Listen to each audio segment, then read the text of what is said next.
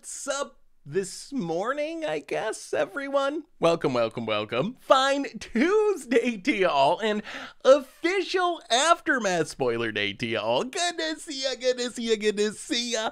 What is up, Mother Frogger, Outrageous Tyrannosaurus, Sebi, Ori, D-Manny? Good to see you, D-Manny. It's been a minute. Good to have you back. Hopefully all is well with you. Labrador, Tuca, buddy. Oh, and one by. How is everyone doing today? Hopefully everyone is having an amazing day.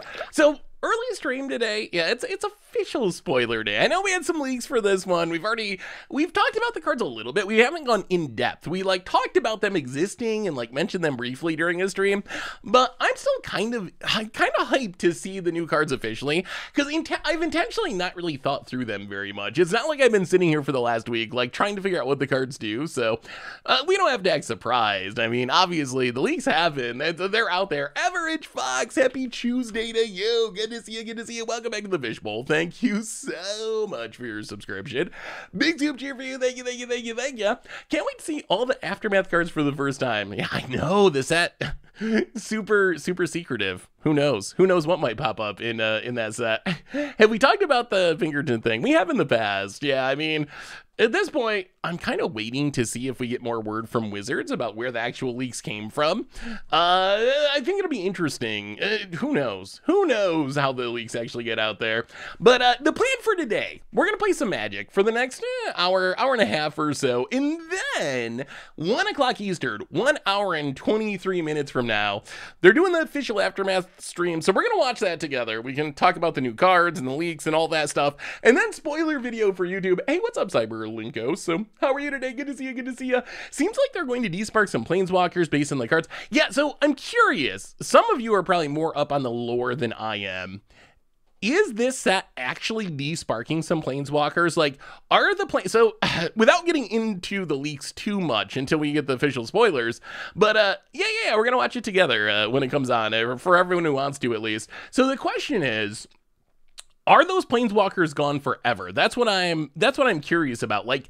If we see a planeswalker as a legendary creature in Aftermath, does that mean they're no longer a planeswalker? Or does that just mean they got a legendary creature in Aftermath? What is the actual, lore of this? Does it, yeah, we already saw Karn as a legendary creature. That one's, official at this point. It was in the story, not the... I mean, that was my first take. There's no way they're actually getting rid of all these planeswalkers. Maybe they're doing it for a set or something, but no more sparks. I mean, that would actually, I guess, be kind of big from a lore perspective, right? Sort of, a little bit. The story sucks, though. The lore's all over the place. Yeah, I mean... I saw yesterday they were back to, Chandra Nissa, which is funny because, a couple of years ago, didn't they, ham-fistedly write the Chandra Nissa thing out of the story, and then everyone freaked out and now it's bad. They have no idea what they're doing with the lore a lot of the times. I think I think the lore of Magic could be actually okay. I have a question for you. Compared to other similar games, how does the Magic lore rank? How does the lore rank compared to World of Warcraft, or I don't know what other games have big lore. Is Magic lagging behind as far as the story? Is Magic lore less consistent and worse compared to these other games that have big worlds and lots of characters? So it's actually in comparison, comparatively, it's behind the other games that are similar. All right, I guess lore has never really been my thing. I've gotten more into it over the years, but when I started playing, I could have been playing with actual playing cards, playing Magic with them, and I would have been fine with it. The lore didn't matter to me at all, and I got more and more into it as time went on. But anyway, did I see the article? I saw the one from yesterday with Chandra Nissa going through the portal or whatever. I read that. I kind of skimmed that one. I didn't read it word for word, but enough to get kind of a sense of what it was saying. I didn't read the one today though, because I've been working on other stuff. By the way, Rooker, your article's up. I'm sure you saw that. If you want to see some artisan decks for the big artisan event, Rooker put an article on the site yesterday with a bunch of builds for the artisan stuff. Anyway, reminders: replay YouTube. That's where you can find all the old streams, including this one in the future. Normal YouTube, tons of stuff coming up out of there. Tomorrow we are breaching the multiverse for Against the Odds. There's a bunch of modern coming up. There's spoiler videos coming up. There is a ton of stuff on the YouTube. So keep an eye on that if you're interested.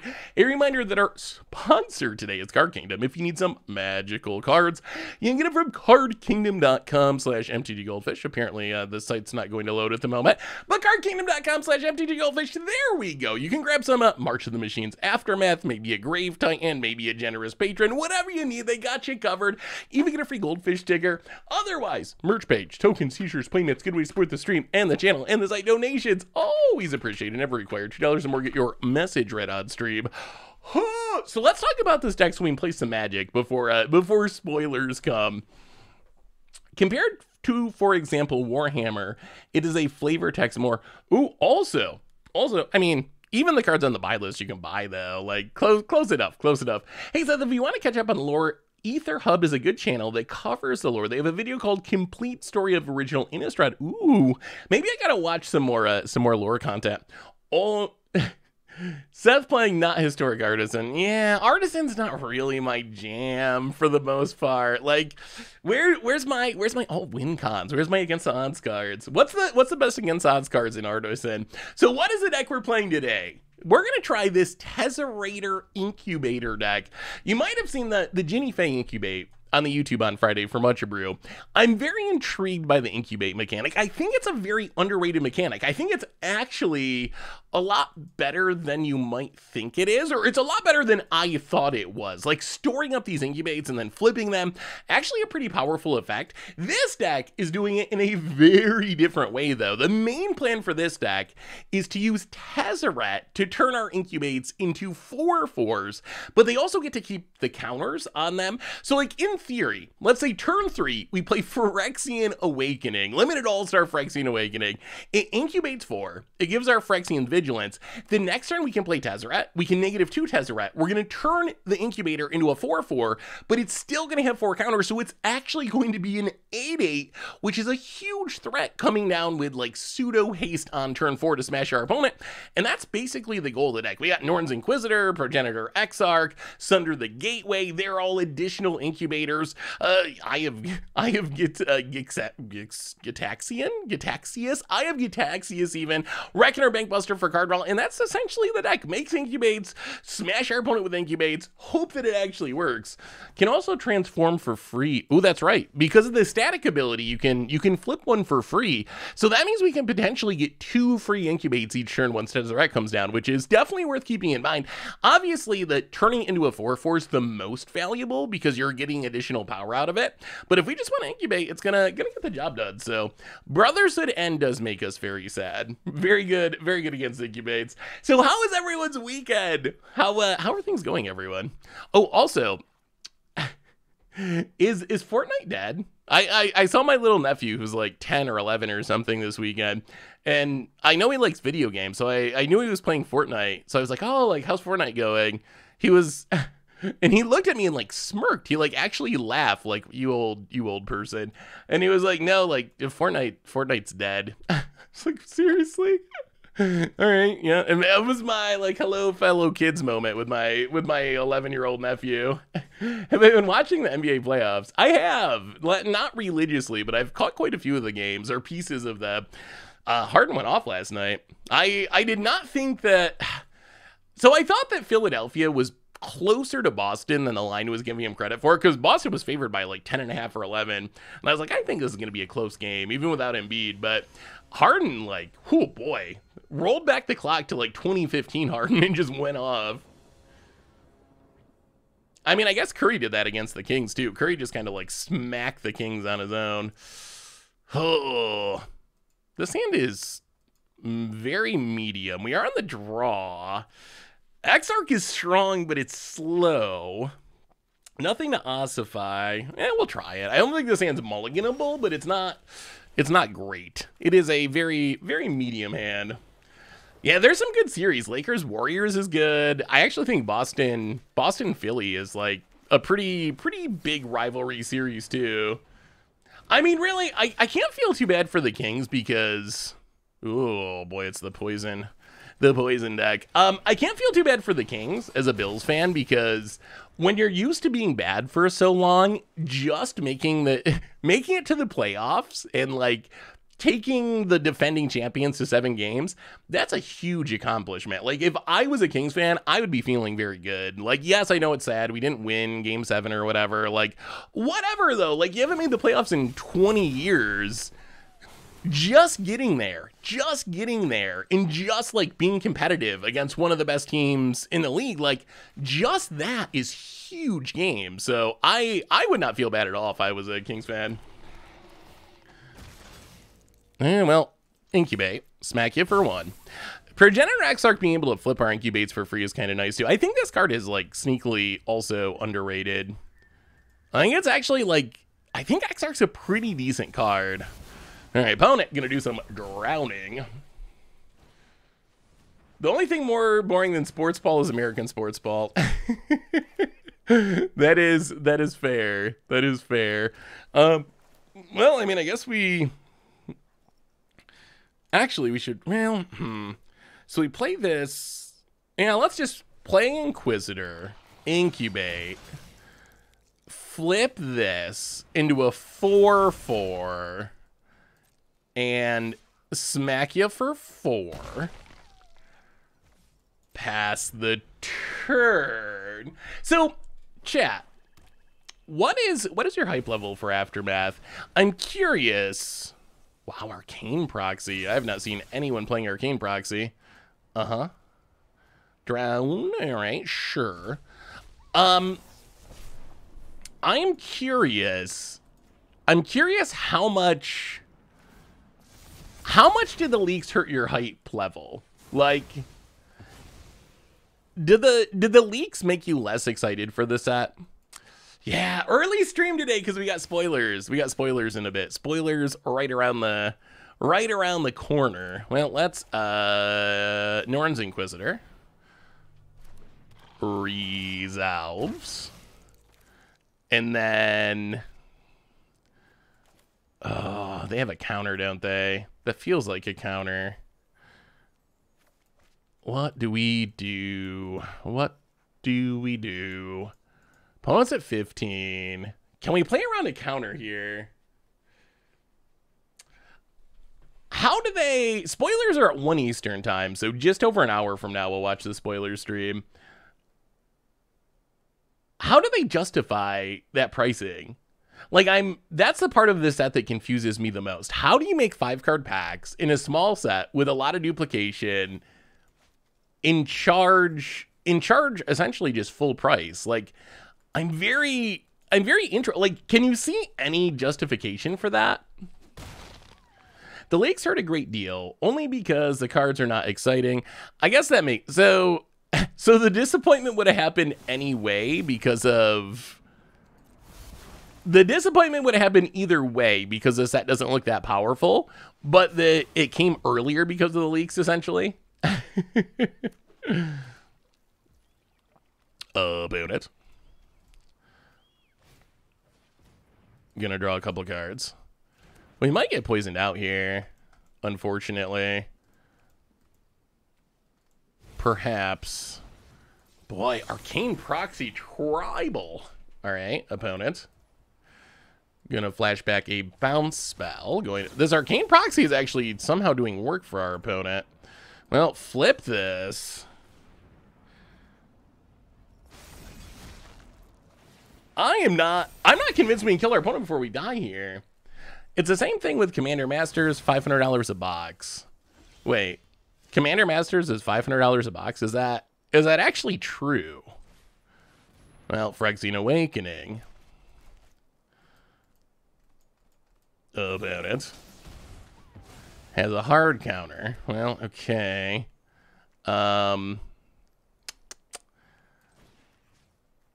Ossification. Get rid of a proxy. Swing with the crew. Can we kill our opponent before we get 4 more poison counters? It is gonna... Is that really the price? I'm gonna have to look that up now. I mean, master sets are traditionally more expensive.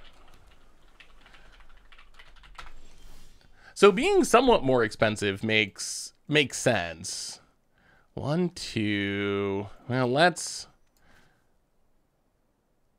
We don't have lethal. Well, let's go to combat. Swing with everything. Opponent. Opponent. Just die, please. Going to block. And bounce Arcane Proxy and go to 1. Well, let's Exarch.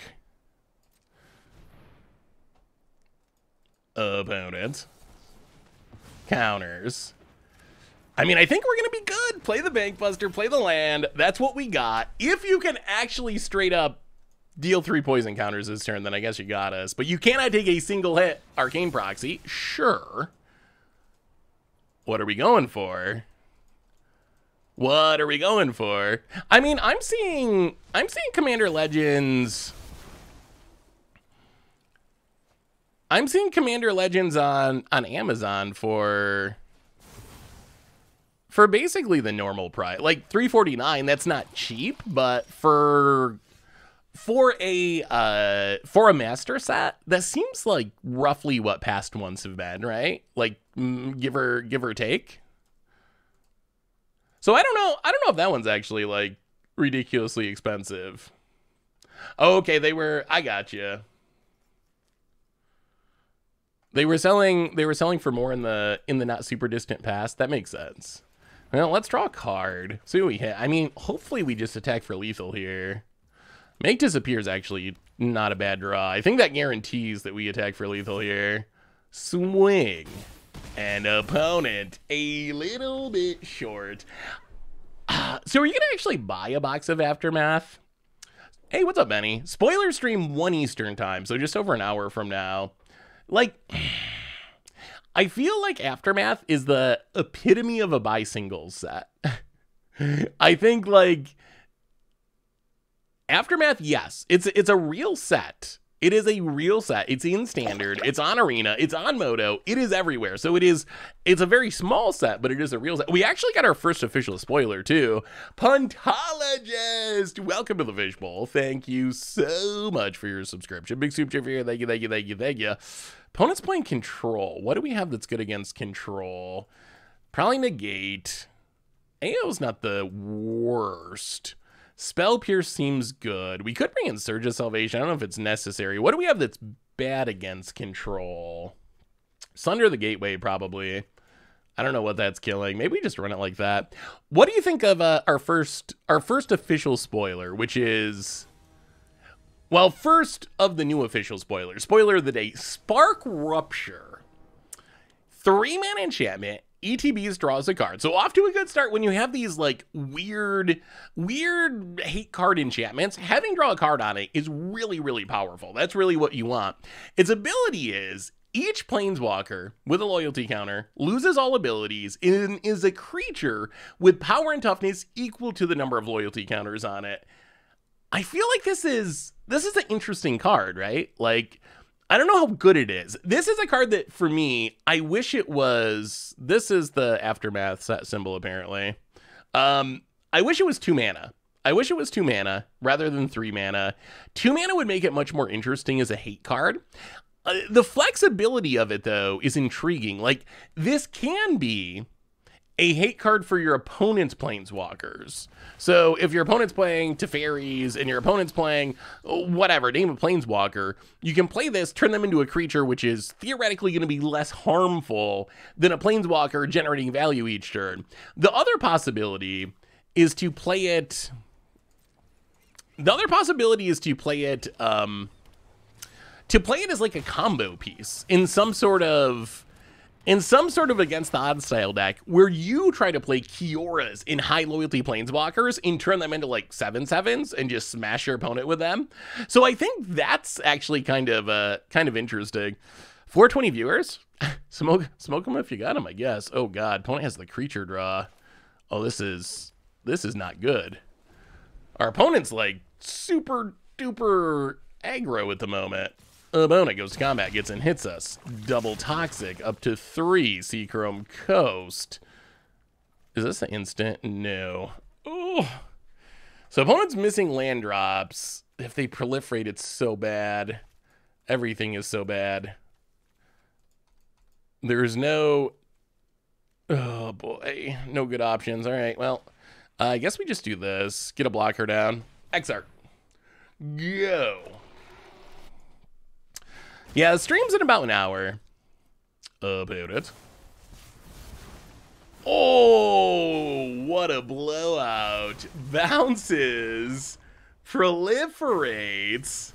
Oh my goodness, opponent's living the dream. This is the poison dream. We get a slow hand, our opponent curves out with 1-drop into 2-drop, and we lose. Oh my god. We're done. We're done. There's no... I don't think there's any winning from here. I think we're just straight up dead. 2 lands gonna get it done for our opponent. About it. Do people think that cards will be big with sudden prevalence of Oathbreaker? I'm curious what your oh, really? I'm curious what your Oathbreaker experience has been. Wow, what an interesting draw for our opponent. I'm curious what your Oathbreaker experience has been. Has there actually been a sudden increase of Oathbreaking? Yeah, I mean, Blue-Black Toxic is like tier 3.5. But like, are people playing Oathbreaker or LGS or whatever? I know there was a bunch of talk about it because Wizards like added it to their site or something, but I'm curious if people are actually playing the format or if it was all just kind of like internet noise. As far as I can tell, like, I'm also curious because I guess that would help determine if Oathbreaker matters for these cards. Like, I definitely don't believe we're at the point where... I think 2 lands was a benefit for our opponent there. Just 2 lands, straight action. Well, I guess this hand's okay. We have our Tezzeret for once, if we can just curve into it. I'll play a land. Reckoner Bankbuster. Oh, no. Oh, no. We're not going to win with 2 lands. We are definitely not going to win with 2 lands. Opponent. Vencers? Vencers. That's not a land. Oh, God. Not like this. Not like this. Not like this. Okay, we hit a land, sort of, ish. Land adjacent. It is a land, not the one we needed. Lose it with a $5 donation. Seth, I have a dilemma. Oh, goodness. Oh, my God. Okay, we are making this look ridiculously difficult. I don't think I've ever cast an Exarch X0 before, but there's a first time for everything. We have a new donation from Lucid, $5 donation. Seth, I have a dilemma. Currently between game dev jobs, I was offered a position at my local coffee shop, but they'd make me get rid of my long acrylic nails. They're very dear to me. Do I sell out for a decent job?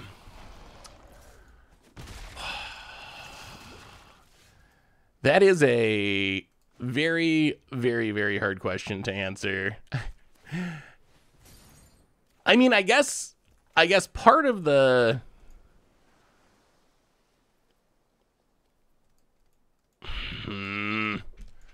What a nightmare. I mean, we'd like to ossify the Venser, but I don't think we can.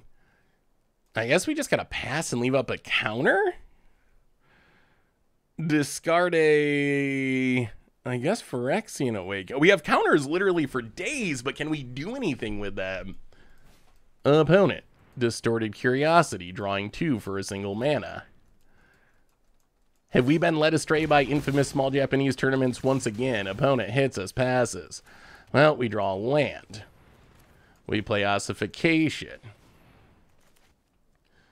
to get rid of the Venser.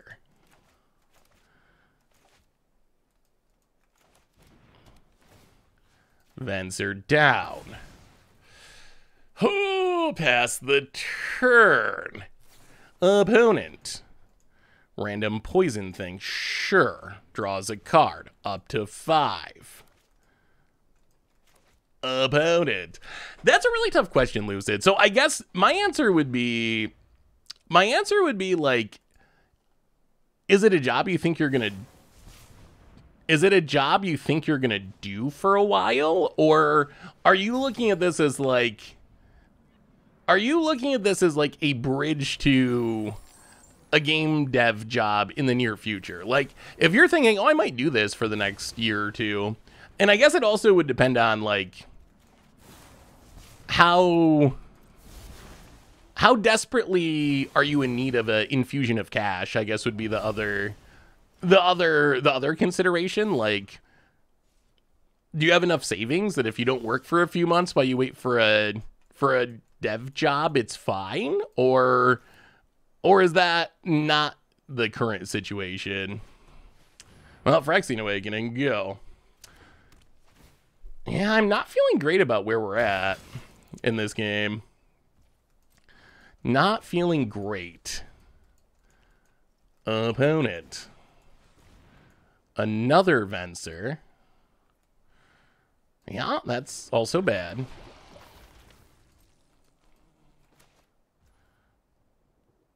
Apparently our opponent doesn't believe in playing lands, but it's kind of working out for them somehow. We draw a Tezzeret that we can't actually afford to cat. Boy. Oh, I can't believe we're going to look to this deck. Aftermath stream is in about an hour. Hey, what's up, Maul? How are you?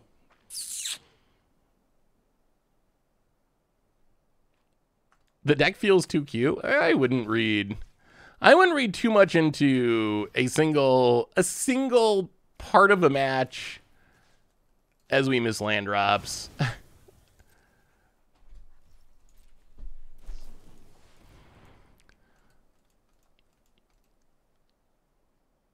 Well, I mean, I guess we got to counter that. About it.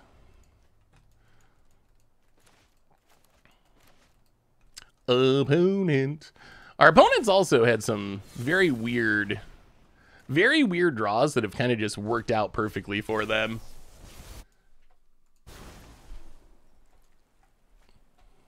Started working on a cool standard rule combo deck. Jimmy faced Sereth, Great Worm, Cultivator, Colossus. Ooh. Boy, we cannot hit a land to save our lives. I mean, I guess this means we have to Tezzeret. Draw to try to hit a land. Okay, we did finally sort of hit a land. Discard and discard. Play the land. Flip the Incubator.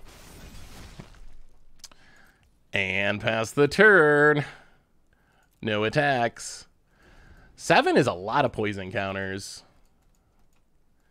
Especially for an opponent who literally just has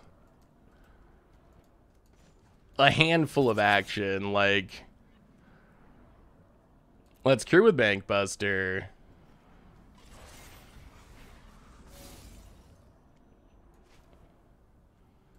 Yeah, I mean, I guess that works. Yeah, I don't think we can stop all these poison counters. We're just not going to be able to do things fast enough. Our opponent's inability to draw lands is wild. Well, we will block. They're obviously trying to set up that Whispers thing, which we will counter. Kill the Dork. Opponent draws 2. Wow. How have they managed to draw 22 cards and hit 4 lands? Like, that means they're just drawing every single proliferate card. Yeah, we're dead. There's no way out of this. Well, take up Tezzeret. Discard Ossification. Discard a Progenitor Exarch. Play Norn's Inquisitor. Flip the token. Play the land. Oh, we could even Ultimate Tezzeret. We're just not going to live long enough. Lustful Jeans! Welcome to the Fishbowl. We do need new emojis, don't we? Thank you so much for your subscription. Big soup cheer for you. Thank you, thank you, thank you, thank you.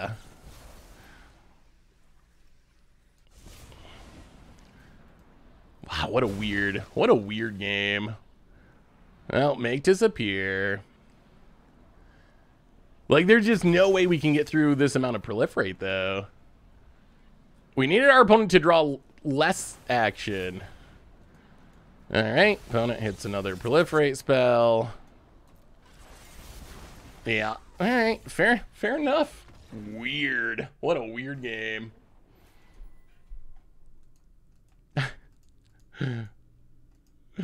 Oh, that was a weird one. I sent you an email with some of the spiciest artisan decks. I'll just mention the one I think you'd be most interested in. Abzan Land Destruction. Ooh.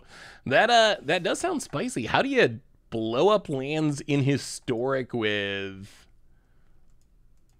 Yeah, Poison's kind of a miserable mechanic. Although power level wise, it's been fine in Standard.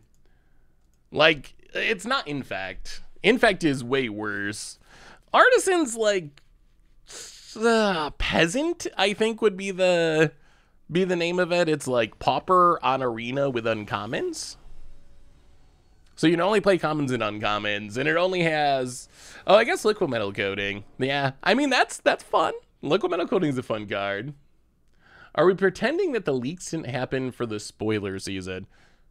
I mean, we're not pretending they didn't happen, but we're still doing spoiler stuff.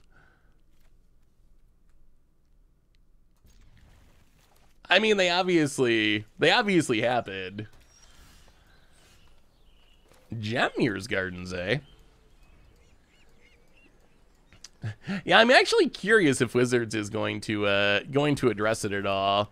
Like, is Wizards gonna say anything about it, or are they really just gonna not address it at all? I also really want Wizards to address what happened. Like, maybe they won't because maybe they think it's better for them to not and just let things die down or whatever. But I feel like it would be, oh boy. Yeah, we got to play the Bank Buster. We're going to have to look at this deck. Have we been led astray by infamous small Japanese tournaments once again? How many lands is this deck playing? Wizards won't address it too much Fallout. Maybe, but at the same time, like, isn't it, if Wizards can say, hey, people stole these cards, wouldn't that be a reason for them to actually address it? I feel like that would be what would make them address it. Like, if they can actually say these cards were stolen, here's how they were stolen, or something along those lines. I feel like they wow, double wedding announcement, not looking good. I feel like they probably would because then that would justify, or at least they could use that to justify their response to it. Hey, what's up, Stone Rain? How are you? So I think whether or not they address it will probably come down to that. Like, all right, Inquisitor, I guess. I think that'll be the determining factor. If it turns out that, oh, our factory like shipped it by mistake, and then the store shipped it by mistake, and this was all just some ridiculous series of events, then I think you're right. There's no way they're gonna bring it up again. Opponent goes attacking.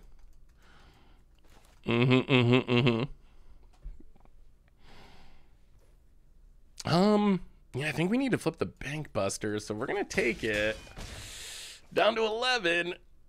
About it. Thinking. Skrelv's Hive. All right, I guess we got to play through that. I don't know if we can, but we got to try. Opponent. And another Wormlet. Going off. Well, we draw land, sort of. Oh no, is this deck just horrible? Oh no, were we deceived, chat? Were we deceived? So I guess we play Tezzeret.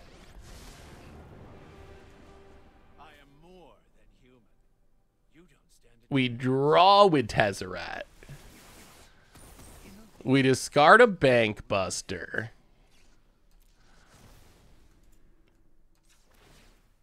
We flip the Incubate for free.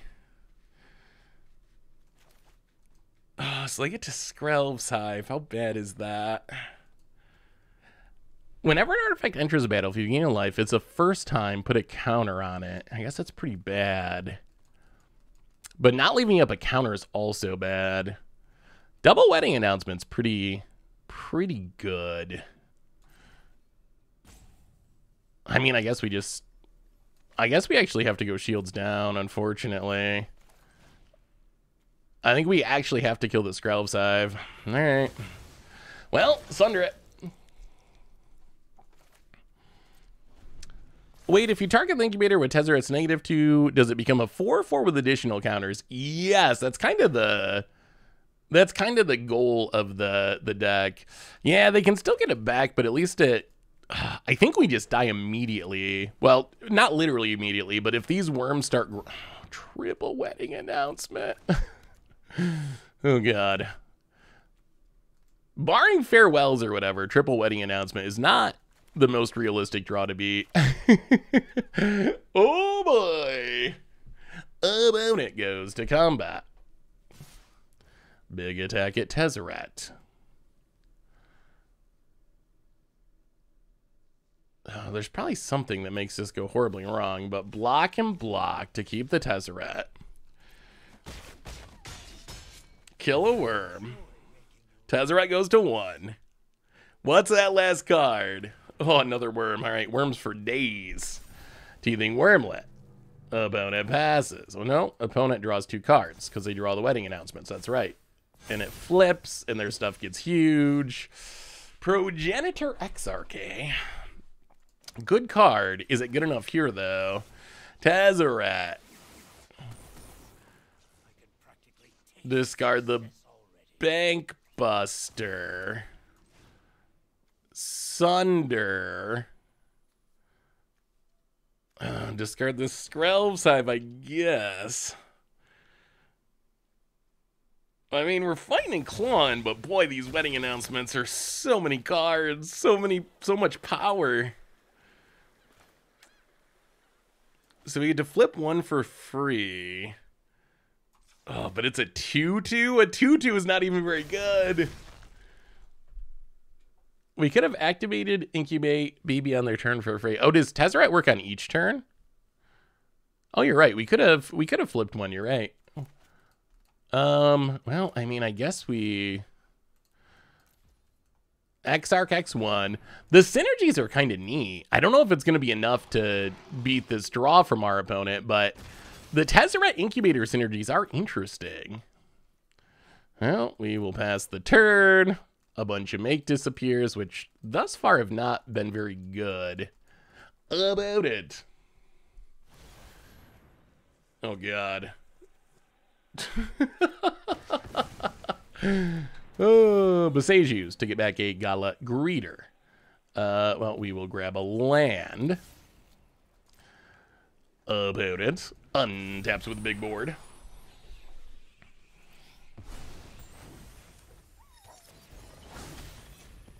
And gets a Architect and a counter.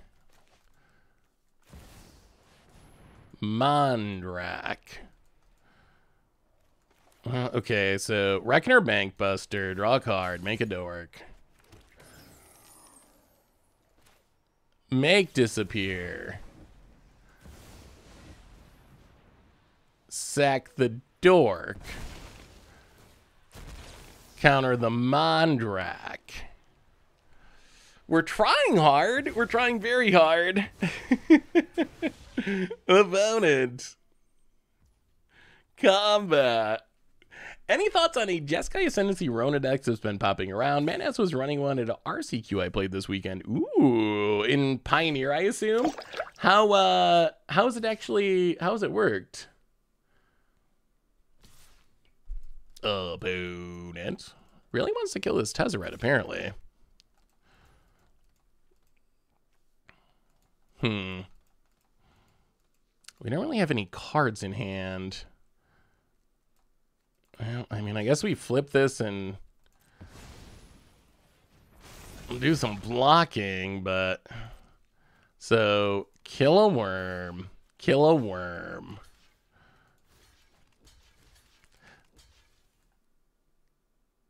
I think 3 wedding announcements the problem. I think we could have beat 2 wedding announcements. 3 is just too much. Yeah, I think that's the Pioneer one. I don't think... Hey, the Mike Arnold! Welcome to the Fishbowl. Thank you. It sounds like a deck that Matt Nass would play, that's for sure. Welcome to the Fishbowl. Thank you so much for your subscription. Big soup to you. Thank you, thank you, thank you, thank you. Well, alright. Pass the turn. Opponent untabs. We almost stabilized against 3 wedding announcements. Opponent Skrelv.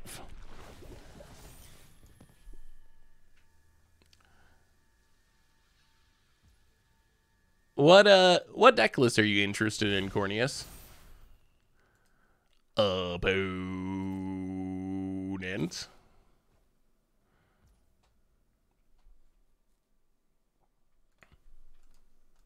Goes attacking. Well, alright.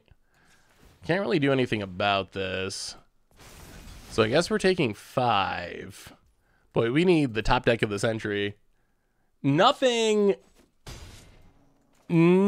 still nothing new on Channel Point, Stone Rain, as far as actually having something implemented. Opponent. Yeah, we don't have a Wrath in this deck, right? Just a Bank Buster. Well, play Bank Buster. Draw with Bank Buster. Well, apparently the wedding's gonna win this one. Let me see, Corneus. All right, on to game 2. The 4th one. 1, 2, 3. That is a memer dream deck if I've ever seen one. Someone really likes their dinosaurs and really dislikes playing lands to allow them to cast their dinosaurs. What in the world would be the reason to play Curse of Shaken Faith? I could kind of see it in like mono red if you're just trying to like burn someone out. I do not really know though, like what can you do with this? Like what value does this actually add to this deck? I am surprised how much dinosaurs support we got for sure. The 1st and the 3rd... Oh, wait. Not this? I'm so confused. Different deck lists? Oh, me... Oh. So we... Hang on.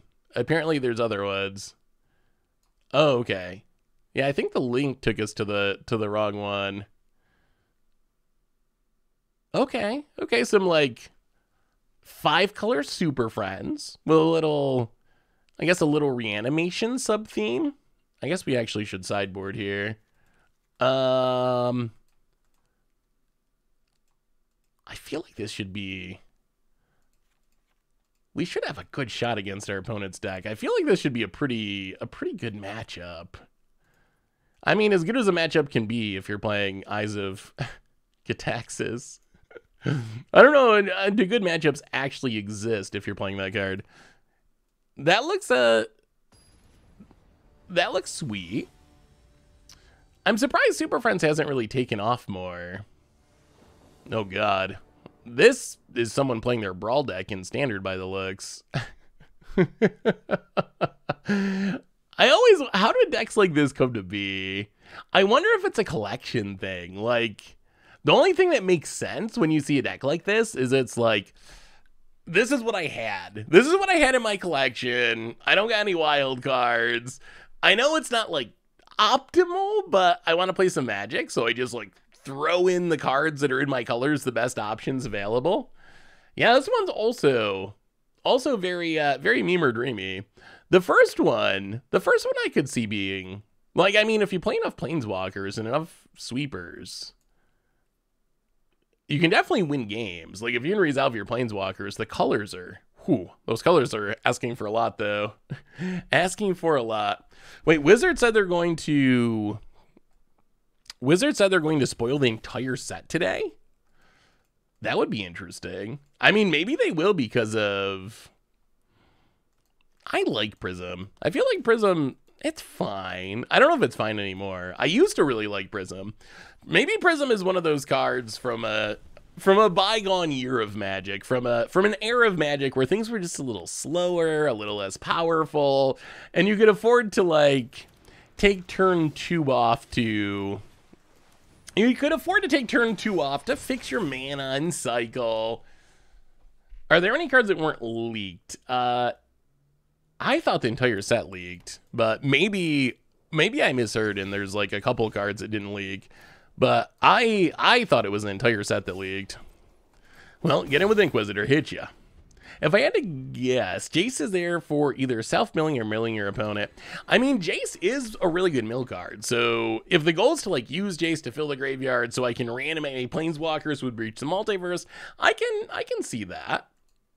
It is, the Phyrexian mana makes it a little bit more splashable. Like, even though it, I mean, Wizard sites, it continues to blow my mind just like how bad Wizards is at some of this stuff. Like, why is Jace showing up as this mana cost? Like, apparently the website can't handle Phyrexian mana symbols. You would think that would be something Wizards would care about. You would think that Wizards would be like, we're putting out a set. One of the big things in this set is Phyrexian mana symbols. Maybe we should make our website support Phyrexian mana symbols. But apparently Wizards has other thoughts that does not involve supporting Phyrexian mana symbols. Wizards is spoiling all 50 cards during the stream plus lore about every card. Wait, seriously? Oh god, what are they? Oh my goodness. Oh. Is that actually confirmed? Wow, this is going to be quite the spoiler stream then. How are they? Is someone who does spoiler content, they must be doing like a 4-hour stream then. Like 50 cards, there is no way you can read the text on 50 cards printed in 2023 in a half hour, an hour. Not possible. It is literally not possible. Very true. Wizards is good at the most important thing, which is making Magic cards, but they are not good at most other things, unfortunately. Do we just Tezzeret? It's probably better after we Phyrexian Awakening. Yeah, let's Awakening. Get some Vigilance going. Do some incubating. Flip this. I am very curious how they're going to try to pull that off. They're not even always good at making cards. I mean, there are mistakes for sure, but I would say in general, Magic, like, their design is, I would say their strongest suit. Like, what Wizards does best is make Magic cards and make Magic sets. I think it's gotten harder or worse with just the pure number of sets and the pure number of cards. In a lot of ways, Aftermath feels to me like a Leftovers album. Yeah, if you ever, I don't know how much you, wow, opponents really get it wrong. Wedding announcements. I don't know how much you follow like music, but one of the things that happens in music, I think there's actually some interesting comparisons between Wizards and music. But one of the things that happens in music is it takes bands a long time to make an album. Sometimes it takes bands, several years to make a new album. So a band will release an album,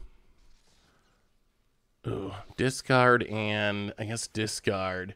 The band will release an album. And then the label will be like, we really want more money, but it's going to be a long time till this band manages to make another album. What are we going to do about this? So one of the things that albums do, that the labels do, is they're like, well, we'll just take like the songs that didn't make it on the album and put it together and we'll call it an album and we'll sell it to the fans. Because the way that albums are created a lot of times is a band will go into a recording studio and they'll record a bunch of songs and then figure out what to put on the album. So all the songs that didn't make the actual album for whatever reason, not good enough, the band didn't like it, didn't fit the theme, those end up on an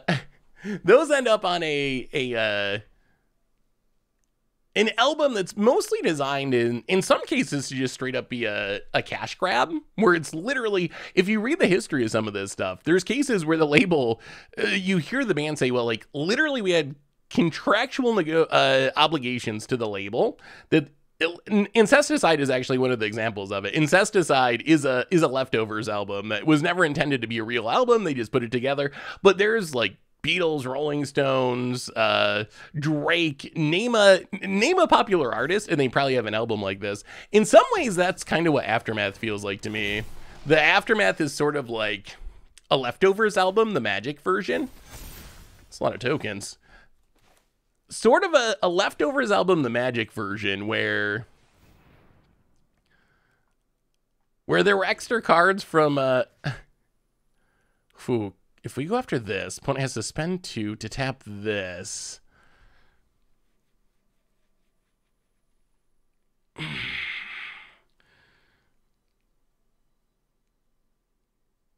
I don't think this works. Opponent goes to 4.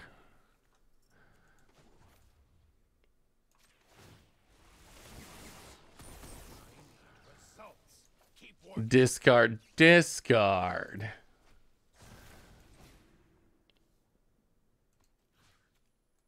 Blow up the wedding announcement. I think our opponent can chump their way through this, though. Attack. Blocks.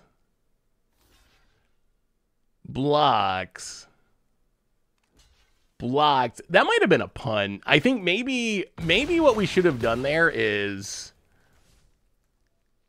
kill the Skrelv with a Sunder and then go after the Mondrak. That might have been the best plan. Gala greeters for our opponent. Wow. Oh, this deck has some non-bows, doesn't it? The Phyrexian... Oh, no! The Phyrexian Awakening means that Tezzeret's ultimate doesn't do anything because our things don't tap. Oh, no! Oh, that's awkward. We could draw so many cards with the Tezzeret ultimate, but Phyrexian Awakening's Vigilance is a drawback here. Honestly, we might sunder our own Phyrexian Awakening so we can draw cards with this Tezzeret. Oh, we drew another one too. Do we die if we do that? Probably, but... Alright, so, sunder the gateway. Oh, it says an opponent can... Oh, we can't even do it. Oh, I actually saw... Did you see there was... Someone asked Mark Rosewater, like, why do all modern cards... or most modern cards prevent you from targeting your own stuff, when traditionally Sunder the Gateway would just say destroy a non-token artifact or enchantment? Why does it all say, you know, only your opponent controls? Because it eliminates some like cool tricks. Like this would be an example, a trick that would have worked with the first like 20 years of Magic design that doesn't work anymore. And Mark's answer was essentially it's for digital. Like, the reason is because people might misclick playing digitally, which I guess kind of makes sense. Well, all right. Phyrexian Awakening again.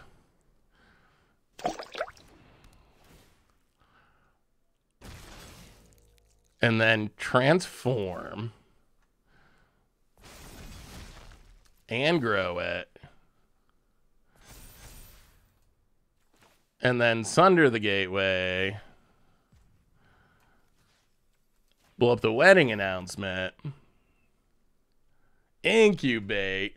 Labrador. Welcome to the Fishbowl. Thank you so much for your subscription. Big super cheer for you. Thank you, thank you, thank you. Thank ya. Well, I guess we keep attacking. Keep attacking. I mean, our board is bigger than our opponent's board. Oh, I meant to attack with that one too. Our board is bigger than our opponent's board. Are they going to sack? All right, so they're going to make Mondrak do a bunch of jumping. Sack to make Mondrak indestructible. So it's pretty much going to come down to, does our opponent keep drawing ways to make tokens? Otherwise, I think eventually we can slog through this. All right, opponent blocks, takes 0. We pass. No token production. No token production. Please, please, please. All right, doesn't make creature tokens at least. That's a slight win. Treasures are kind of fine. It does. Oh, it does grow the wormlet. All right, opponent. Thinking we might. Oh, wow, we might kind of be getting there. Flip the dork. I am very curious how they're going to do this stream with that many cards. I mean, digital is pretty important, so I understand why they would format things for digital. Although I do occasionally miss some of the... Ooh, the ossification's a good draw. I do miss some of the sweet tricks that you could do in the old days when you could target your own stuff. Well, Mondrak down.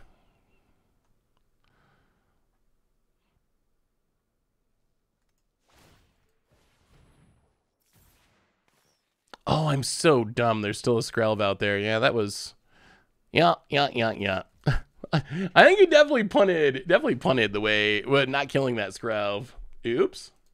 Maybe just highlight some and show the rest on screen when talking about them. Yeah, that's what I'm trying to figure out. How do you do a 50-card spoiler video? Is that even possible? Opponent. Lauren's a pretty good draw. Gets to blow up a 6/6. Please blow up our Phyrexian Awakenings, please. Please, for the love of God, please. Opponent. So much mana. I don't know, that's a rumor going around.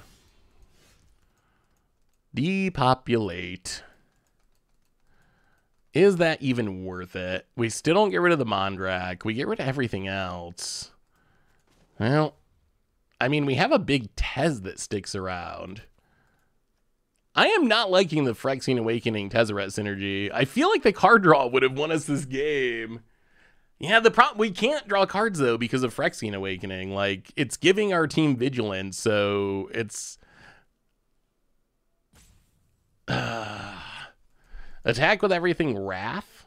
So we leave our opponent with Mondrak and we leave ourselves with nothing. I guess we have a Tezzeret. Yeah, the vigilance. Oh, I mean, overall it's an upside, but at the moment it's awkward. All right, let's draw with Tez. My next breakthrough is One, close. 2, 3, 4. I'll discard.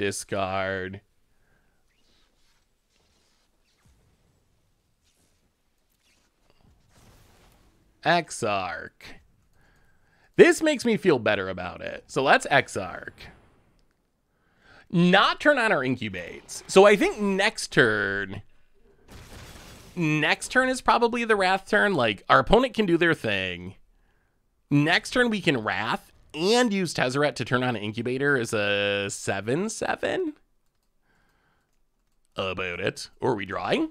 Is it party time? Party Lauren time? All right, yes, we're drawing. We get a Bank Buster. Well, if you want to make tokens, do it this turn. Opponent, another Lauren. Hit the Awakening. We want our card draw, opponent. I mean, Farewell's just like a really strong card. I guess there's probably some arguments for just playing it anyway. Opponent, what a weird game how this has ended up playing out. Opponent makes a tap treasure. Opponent gets a bunch of triggers. Grows the worm. plays a land that can draw a card. Well, oh, Wrath is coming. Wrath is coming. Opponent passes.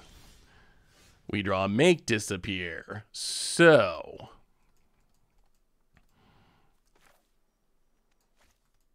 yeah, I guess Make Disappear does nothing here. So, okay, we will depopulate. I mean, I guess we might as well swing out first.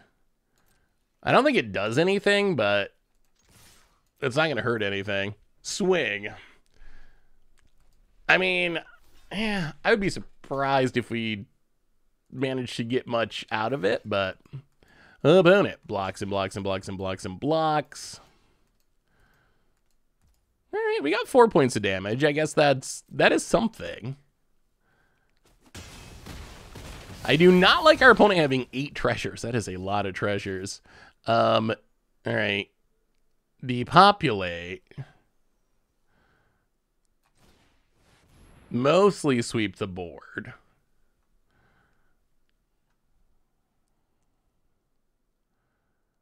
Yeah, Skrelv isn't going to save you from this. No, no, no, no. Okay. Might as well, I guess. So sweep the board, Tezzeret.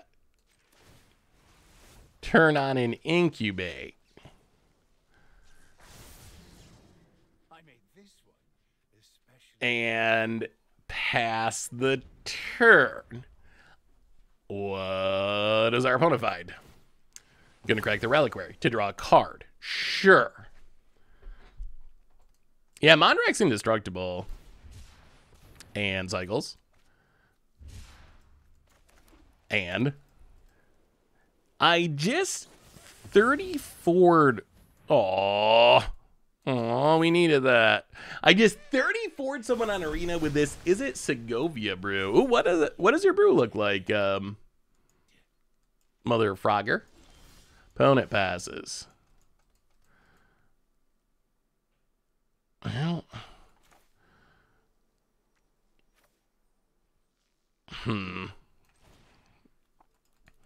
I mean, I guess we Progenitor Exarch. Maybe we can go wide enough to get there. If our opponent whiffs, if they ever draw something that makes creature tokens, it's so bad with this Mondrak out. All right, pass the turn. Opponent. Hey, Seth, since all tokens can flip due to the new ruling, would it be good to use in a massive token generation deck? I'm thinking like blue-green werewolves. Any other good deck ideas? Wait. What would be good to use for a massive token generation deck? Oh, like, so like what could you play in like a werewolf deck to make tokens of werewolves that then you could flip? Is that the question? Well, play the land.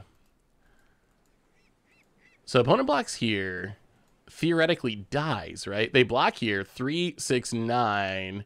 10. Yeah, I mean, we're going to go for it. Transform the Incubator. Transform the Incubator. Yeah, right. I really like C Double. I think C Double is a really sweet card that is still kind of underrated. Opponent. Not a Phyrexian. Interesting. Did you top deck removal? Oh my goodness. Wow, I can't believe we got there. What are good things to flip as a token? So, I mean, I think my understanding of the ruling is it specifically applies to double-faced cards, right? So I think that's the change. So I guess the difference would be like if you have a Tovolar Dire Overlord. In the past, if you made a copy of it, you wouldn't be able to flip it because there's no backside. But now if you make a copy of it, you can actually flip it. That's basically it, right? Like that's the change. So I mean, I guess I don't think it actually really has that big of an impact. I think what it would mean is like, if you were playing a Teamer werewolf deck, clones become more interesting. Like, being able to spark double your Tovolar and still flip it, or another werewolf, that's kind of cool. Or you're able to like, I don't even know, C double it or Rite of Replication it. Stuff like that's kind of cool. Mystical Reflection, but it's still kind of like somewhat narrow because it only really, it applies to a pretty like specific set of circumstances where you need to be a deck that's built around double face cards, and also a deck that's making token copies. It does, yeah. Momir, it actually does change things quite a bit. I think it's a good rule change. Although I don't think, I mean, for fun is one thing. Like, I think it's cool to be like, oh, I can take advantage of this new rule. But I would say, like, overall, if I was building a werewolf commander deck or something, I'm not sure that the rule change would actually really change my deck building choices. I don't think I'm going to suddenly like be playing a bunch of different cards because of this ruling, most likely. Hey, what's up, Homebrew Dwarf? How are you? Good to see you. Good to see you. Golly greeters. Well, I mean, I think our plan is to hopefully get our opponent with a depopulate here. Oh boy. Okay. And we get to leave up a counter. Oh, this is going to be brutal. This might be a freebie. This might be a freebie, just with a wrathier opponent. Haywire Might. We actually are going to counter that to keep our Bank Buster and not let Golly Greeters trigger. I saw someone copy a tally, but it couldn't flip. Ooh, I believe it should be able to now, right? Wasn't that the new, am I misunderstanding something, or wasn't that the new ruling? Like, you should be able to flip I think, so I guess second question, did it specifically refer to token copies? Because that might also be the difference. For some reason, I'm thinking it was only specifically token copies. Because of Incubator, they made tokens that flip, so they changed the rules basically to support Incubator. So if your opponent copied in a tally with a clone, then it wouldn't actually work. But if your opponent copied it with a, I don't know, croaking counterpart somehow, then they should be able to flip it. Opponent getting frisky. Down to 14. And I mean, if they play Mondrak, we probably gonna Wrath again. I guess that's the upside to Incubators, though. We can store up some bodies. Ooh, Tezzeret. Tezzeret. Well, I mean, play Tezzeret. Get her down. Is a deck list I 34'd someone with. Ooh, let me see, motherfucker. All right, take up Tezzeret. Draw some cards. Discarded to populate, and Inquisitor.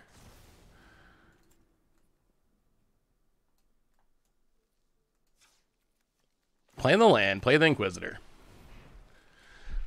We're going aggro. Izzet Convoke's a neat idea. I feel like Izzet Convoke, that's a deck I want to try. I wanna try and see if we can make the synergies add up to something that's competitive-ish. Well, here comes the 4/4s. Flip 'em, smash 'em. No vigilance this time, so if we ultimate our Tezzeret, it's actually good. Wandering Emperor. Opponent. Double blocks, okay. Huh. Why do it this way? They must have Mondrak in hand and want to make double tokens? That's the only thing that kind of makes sense. Okay, opponent has Mondrak. Thankfully, I think this works out in our favor. They get to make double Samurais, but oh, Phyrexian Awakening, our nemesis. But we get to Depopulate to sweep the board. Flip the Incubator. Hit the Wandering Emperor. Draw with Tezzeret. Discard 2 cards. Bankbuster. Pass the turn. That was a good turn. That was a good turn. Oh, I want an ultimate Tezzeret. I want the sweet, sweet card draw. Lauren of the third path. I want the sweet, sweet card draw. Well, we get to draw with the Bankbuster. Oh my goodness, it's happening. It's happening. Okay, ultimate Tezzeret. Whenever an artifact becomes tapped, we get to draw a card. Well, let's tap an artifact by attacking and draw a card. Yes, yes, yes. When it blocks, Bankbuster. Let's tap a Bankbuster. Draw 2 cards. Oh, another Bankbuster. Play the land. Leave up the make disappear. Pass the turn. The card advantage is sticking up. Stacking up. Yeah, Ultimate of Tezzeret, when you don't have the Phyrexian Awakening down, is pretty good. Like, I think it doesn't immediately win you the game, but I do think it wins us the game, right? Like, I think over the course of... Oh my goodness, I'm glad we kept a make disappear up. Over the course of time, I think it will win us the game. Bankbuster. Bankbuster is already good, and when Bankbuster is drawing 2, it's ridiculous. Bankbuster, draw 2. Bankbuster. Play the land. Play an Inquisitor. Incubate. Pass the... We're going to draw our deck. We're going to draw our deck about it. Yeah, it's, I think, the first time I've ultimated a Tezzeret in Standard Welcoming Vampire. Opponent wants to get in on the card drawing plan. Well, Bankbuster. Draw 2. Ooh, another Tezzeret too. Untap. Bankbuster. Draw 2. Life is good. Life is good. Tezzeret. Tezzeret. Turn on the Incubate. Go attacking. Draw a card. Yes. Yes. About it. Takes the beats. Pass the turn. Yeah, I guess if we draw too much, we can Awakening to get Vigilance so we can keep attacking. Ooh, the treasure. Can we treasure beat down? I guess we could, couldn't we? Turns into a 4/4, yeah? Although we might have to spend the... If, oh, they're not even going to attack? Okay. Well, in that case, Bankbuster, draw 2. Now we can actually treasure beat down. Can and will treasure beat down. It's card draw. We're not going to pass up a chance to draw a card. Yes. Treasure. 4/4. Go to combat. Attack, attack. I guess we should have attacked with the Bankbuster too. I guess we probably had lethal, but drawing cards is just so much fun. We could also have Ottawood, but we still have 22 cards in our deck. That's a lot more cards to be drawn before we give up on this. Sunder the Gateway. Blow up the Restoration. I mean, the deck's felt good this game. It's felt really good. Pass the turn. Discard a few magic cards. Oh, that was sweet. That was okay. Okay, infamous small Japanese tournaments.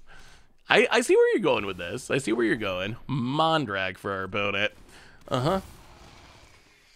And double Mirix.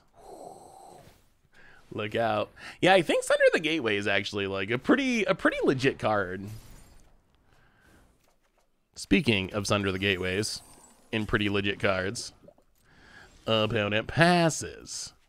And opponent says GG. And we will GG back. And we will respectfully smash them and draw even more cards. Mr. Olive, how do you feel about Arachnoid Adaptive being the green common with the highest win rate in Mom Limited? A reach combat trick. I feel like I need to look it up. Arachnoid Adaptation. We had a lot of fun that match.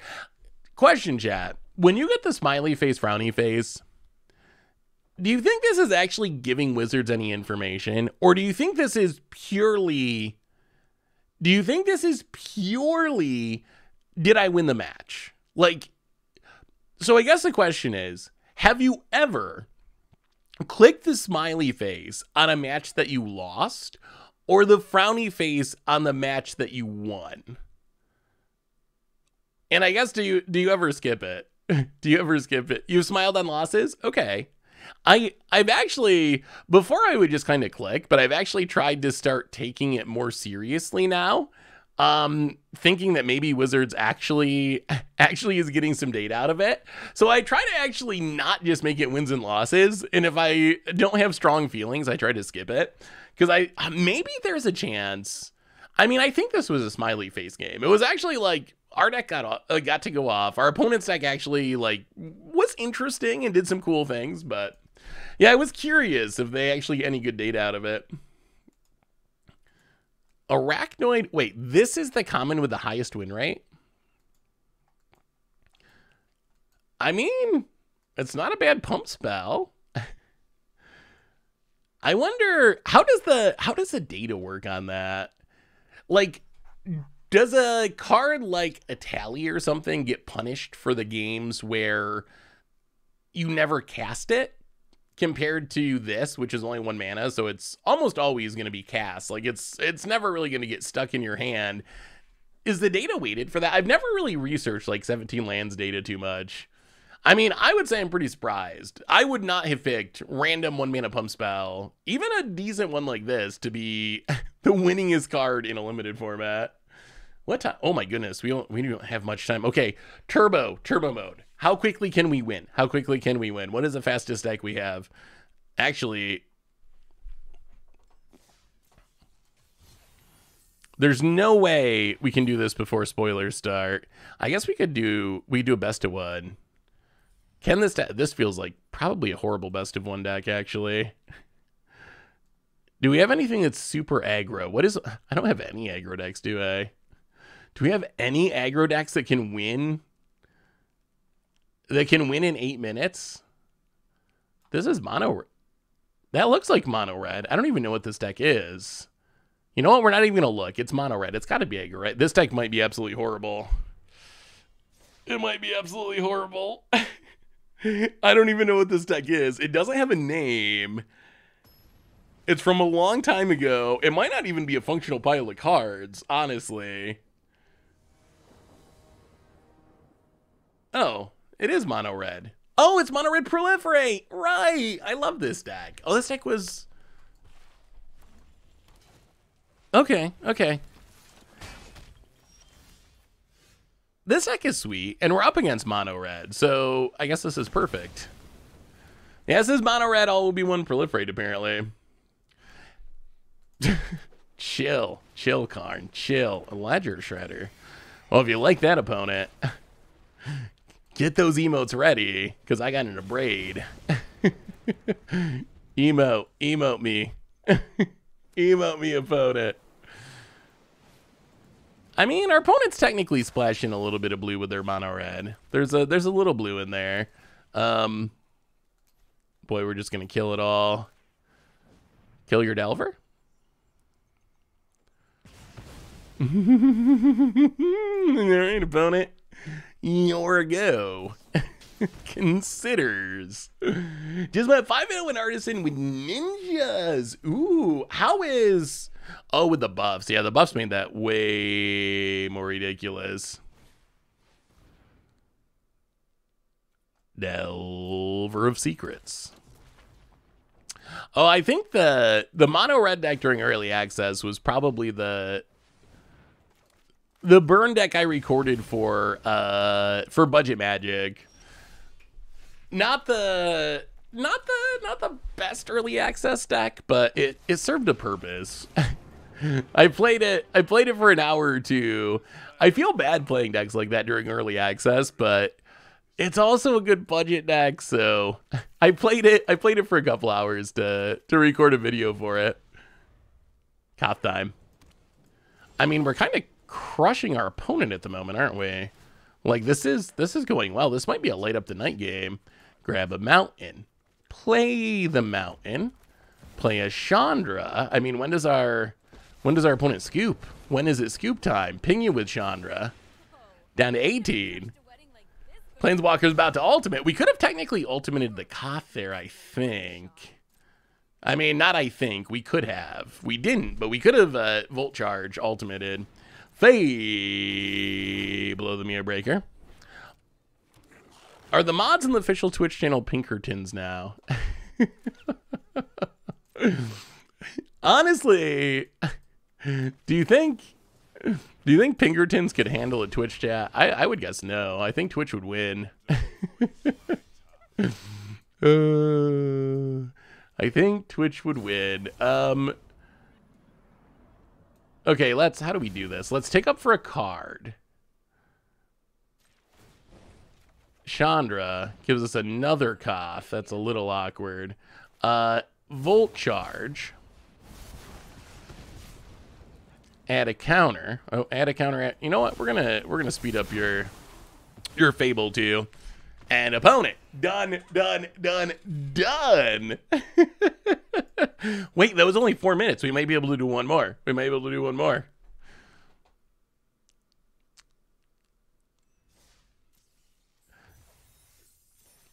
I have no idea how much Pinkerton costs. I bet it's expensive. Yeah, Wizard Switch chat might be. Well, I am curious how they do this stream. If this is actually going to be like 3 hours of them reading every card,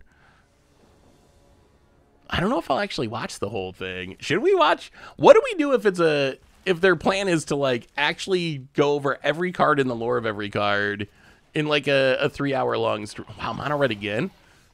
Is best of one just all mono red? Is that just how this works? They're live? Ooh. Are they live or the countdown? Let's see. We will see. How many Pinkertons are guarding Blake? Ooh, all right, starting soon. I'll keep a... If I say Pinkertons, I'll be... Oh, they're already typing Pinkertons in chat to see if it's auto-modded. Oh, this is gonna be wild. This is gonna be wild. What is a Pinkertons thing? Wizards used yeah,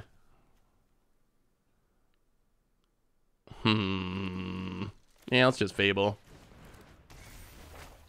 It is a very long story that you could probably get the full version by Googling it because it was all over the place. Yeah, I see the starting soon thing. I'm on top of it. I'm watching. We're not gonna miss it. Hello, Gerald Navida. How are you? Good to see you. Welcome. Hopefully we get one more win before it starts. Can we get one more win? You can Google the Pinkerton thing and get the full story, but basically some dude ended up with boxes of Aftermath like 3 weeks early, ended up making videos, box opening videos, leaking them on the YouTube channel. Wizards wasn't happy about that and sent Pinkerton Agency to retrieve the boxes from the dude, which then ended up being a very big story that was talked about kind of all over the place. I'll kill the third path Iconoclast. Also, there was more WotC. There's so many WotC unforced errors, but there was another one. Apparently, this just came out today. If I'm understanding it correctly, the stream's still not on, right? I don't need to refresh or anything. Yeah, still waiting. So apparently Wizards printed collector boosters. No, okay. So Wizards printed the bundles for Aftermath. Like the fat packs or bundles. And they put images of collector boosters on the bundles, but the bundles don't actually have collector boosters. Wait, is there actually a delay in chat? Oh, WotC. I mean, I guess I can't blame them for putting a delay on there about it. Third Path Iconoclast. So they messed it up. They messed it up by putting images of collector boosters on the bundles, even though the bundles don't have collector boosters. And then they put stickers over the wrong images to let people know that they were actually not collector boosters. Terry the Broken King, welcome to the Fishbowl. Thank you so much for your subscription. Big scoop cheer for you. Thank you, thank you, thank you, thank you. I mean, I think having chat on a delay probably makes sense. Oh, all right. I think it's actually starting. Oh, God. We have a very, here we go. Very special show. We're going to do something a very, very special show. We have never done before. We're going to run through all right. an entire good game opponent. Set. An entire 60 minutes. We're going to reveal I don't believe it. There's no way. Of March of the Machine. There is no aftermath. Blake, I've done this many times, Some are Blake. Out there, so this is like 47. There is no way you can do 50 cards in an hour. And to help me do that, actually, to do it all it's impossible. Really impossible. How's the audio levels? Graham are going to talk about the set. Now, March of the Machine, the aftermath is very story focused. So we've got Emily and Roy, who is it very are story focused? Two of the people who work on Magic Story, and slow mode. We're going to go through. Slow mode achieved. achieved. Going to work. We got 50-ish cards to go through. We're going to go through plane by plane. So the cards are grouped by the plane. Okay. If they're grouping them together and skipping through, then that makes sense. That makes sense. Talk a little bit about what's going on with that plane, what's going on with the characters. So. And basically how. So chat, how should I handle spoiler videos? You got any feedback? Normally I go through every card. 50 cards in one video though. I don't know if that's possible. That would be a long one. Roy, we're going to start with you because a lot has happened. Who is Roy? Walkers, as people are going to see. I think I've heard of Emily before, but I don't think I've ever heard of Roy. That's true, Blake. Yeah. So ooh, all right. What do we get here? The story will already have Calyx guided. So the question is, are any of these cards actually good? So we have Calyx guided by faith. Changes to the multiverse. Not only so many legends. Sort of which of these cards are you most hyped about? The leaks were definitely real. That follows the so we have Calyx guided by faith. 3 mana, 2/2. Metaphysical. All right. 3 mana, 2/2. Legendary enchantment creature, human druid. When it or an enchantment ETBs, put a counter on something. When it or an enchanted creature deals combat damage to a player, you can create a token copy of non-legendary enchantment you control once each turn.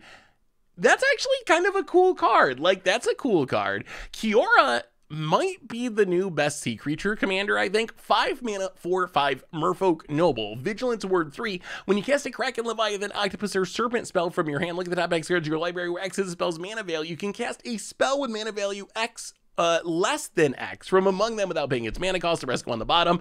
That's pretty sweet. You essentially double up all of your big sea creatures with a spell. And then Narset, 4 mana, 3/4. Creatures you control have prowess, including itself. When it attacks, exile target non-creature, non-land card with mana value less than its power from the graveyard and copy it. These three are you can cast it for free. Wow, it's still going. They ended up on their plane.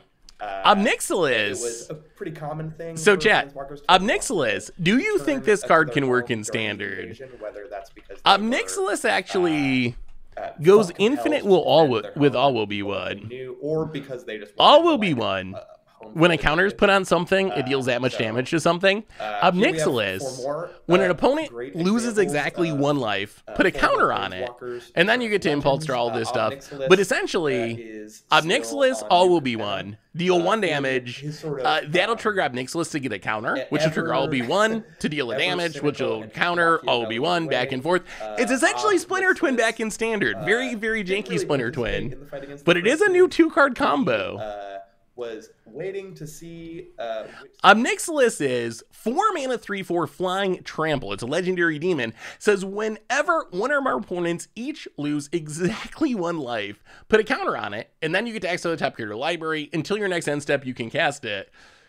Chat's in the way. Let me see. How do we do this? So we can close WotC's. Does that help? That helps a little bit. We can close the WotC chat. I can take the chat down. Can you see well enough now, or should I take the chat off the screen altogether? Is that good enough, or would this... I could do it like this, with nothing on screen. Do you prefer this, or do you prefer having chat on stream? Samet. I think Samet could see standard play. One thing I've realized... No, Calyx was leaked. I'm pretty sure Calyx... I'm pretty sure I saw that it was leaked. Prefer it off? No chat? All right, we'll go no chat. Samet, there's a Gruul deck. Have you played Gruul in standard at all? Yeah, if you see a card that's actually new, let me know, because so far I think these are all leaks. There's a Gruul deck in standard where essentially every single creature already has haste. Samet seems perfect for that. 3 mana 2/3. First strike, vigilance, haste. So stats are like, okay. And then it says, whenever a creature you control deals combat damage to a player, if that creature entered the battlefield this turn, draw a card. So it's a 3 mana Toski for haste creatures. So I think that this could actually be really solid in standard Gruul. Its stats aren't good, but the card advantage it offers with haste creatures is really sweet. Sarkhan, I mean, considering his past depiction, Sarkhan is fine. It doesn't seem like a very Right, it's a low bar, but like Ramps for dragons, and then it copies dragons, which seems kind of scary. Like, if you can play a big dragon with this on the battlefield, the whole... I've heard mixed things, that there was maybe a handful of cards that weren't leaked. I thought they were all leaked. I guess we'll see. We have new Tyvar the Bellicose, 4 mana, 5/4. So Tyvar's getting buff. Stats are not bad. Whenever one or more elves you control attack, they gain Death Touch until end of turn. And then each creature you control has, whenever a mana ability on this creature resolves, put a number of counters on it equal to the amount of mana this creature produced only once per turn. So you tap your Lantern Realms, it gets a counter. You tap your... Oh no. What's the thing that taps for 2 mana in standard? You get 2 counters. You tap a thing for 10 mana, you get 10 counters. Kind of cute for an elf deck. I do think that Tyvar's probably a commander card. Elves are tough in like Explorer or Modern or Pioneer to play 4-drops, just because a collected company. Who? Nissa Resurgent Animist. Nissa I think is pretty good. Nissa, 3 mana 3/3 Elf Scout. Landfall. You're a Lotus Cobra, essentially. Land ETBs, you make a mana. And then, if it's resolved more than once, the second time it resolves, reveal the top card from your library until you hit an elf or an elemental card. Put that card in your hand on the rest of the bottom of your library in a random order. To me, this screams to be broken. Like, here's what I'm imagining. I think this is, like, legitimately super, super strong and busted. Here's what I'm imagining. Like, in a format like Modern or Pioneer, you can build your deck so the only elemental or elf in your deck, well, I guess you're going to have Nissas in your deck, but outside of more Nissas, the only card that you can hit is going to be like an Omnath. So you know that you play this, then you fetch land, and you double land, and then you get an Omnath. So I think that Nissa is actually, like, for older formats, maybe one of the stronger cards. Nahiri is what I know Tomer's hyped for. Tomer was saying, like, this is my new equipment commander for Boros. 6 mana 5/4, but affinity for equipment. So can get all the way down to 2 mana if you have 4 equipment out. When an equipped creature you control attacks, exile a top card of your library, you may play that card this turn. You may cast equipment spells this way without paying its mana cost. So card advantage, gonna be on the cheap, gonna have a big body. It might be the new best Boros equipment commander. And then card legacy reforge, 5 mana star, power and toughness equal to the greatest mana value among artifacts you control. So you get a Portal to Phyrexia out, Frogmite out, some like massive affinity threat. It's gonna be really big. And then beginning upkeep, you add a mana for each artifact you control. The mana can't be cast to cast non-artifact spells, spent to cast non-artifact spells, until the end of turn you don't lose it. So it's basically like super Power Stone. Yeah, I think Nahiri is going to be very popular. I will say though, like, does a card like Nahiri excite you?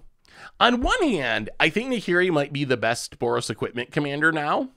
On the other hand, there's a million Boros equipment commanders. So is being slightly better than Akiri or whatever, like, is that actually something that's hyped? Like, does that get you hyped? Is that something that's gonna get you to like go out and buy the set or whatever?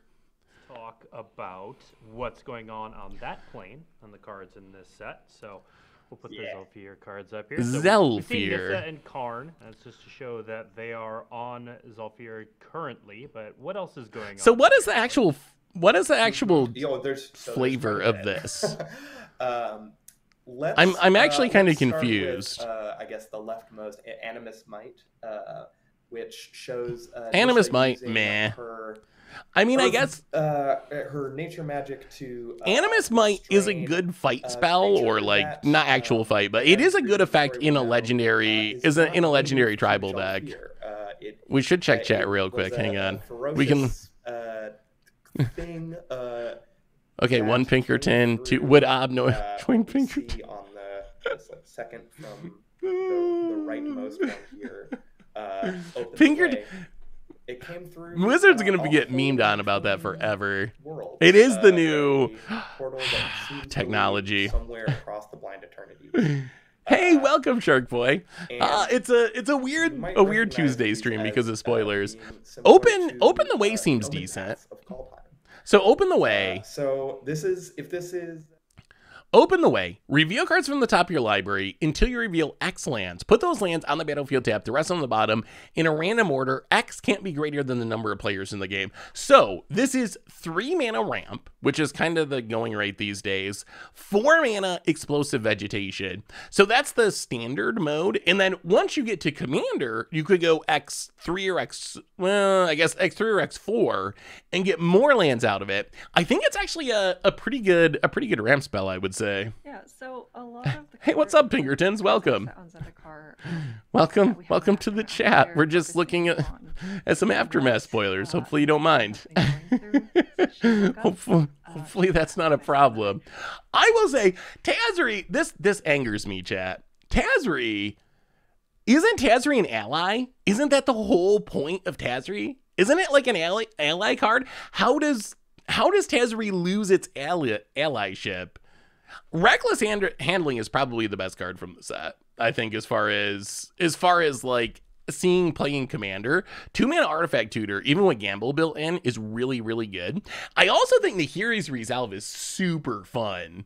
Like, Nahiri's Resolve also works well with Samet that we saw earlier because it gives haste. Nahiri's Resolve is every turn you can blink your entire board, and it's going to come back on your turn, so you're going to dodge all of your opponent's wrath because it's not coming back until your upkeep, and it's pumping your team, and it's giving haste. So, to me, that looks like a commander staple. But didn't Tazree's last card at least care about allies or work with allies? Like, why is it an activated abilities card? I guess allies, some of them have activated abilities. Next up, we have Nahiri's Resolve is sweet. For traveling to I really like that card. What's going on Theros? Theros. Hey, Defecation and Calyx. How good is our old friend Defecation? Deification. 2-mana enchantment. ETBs, choose a Planeswalker type. The type has hexproof. And as long as you control a creature, if damage would be dealt to a Planeswalker you control of the type, would result in it losing loyalty. Instead, it goes down to 1 loyalty, essentially. Or that's the most it can lose. I think this would be like, remember when we played Gideon Tribal or like Sorin Tribal?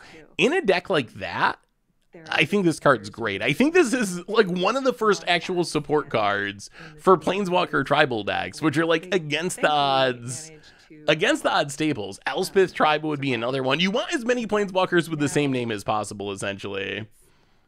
But now, I mean, Tazree's like a cool card. It's just not an ally card.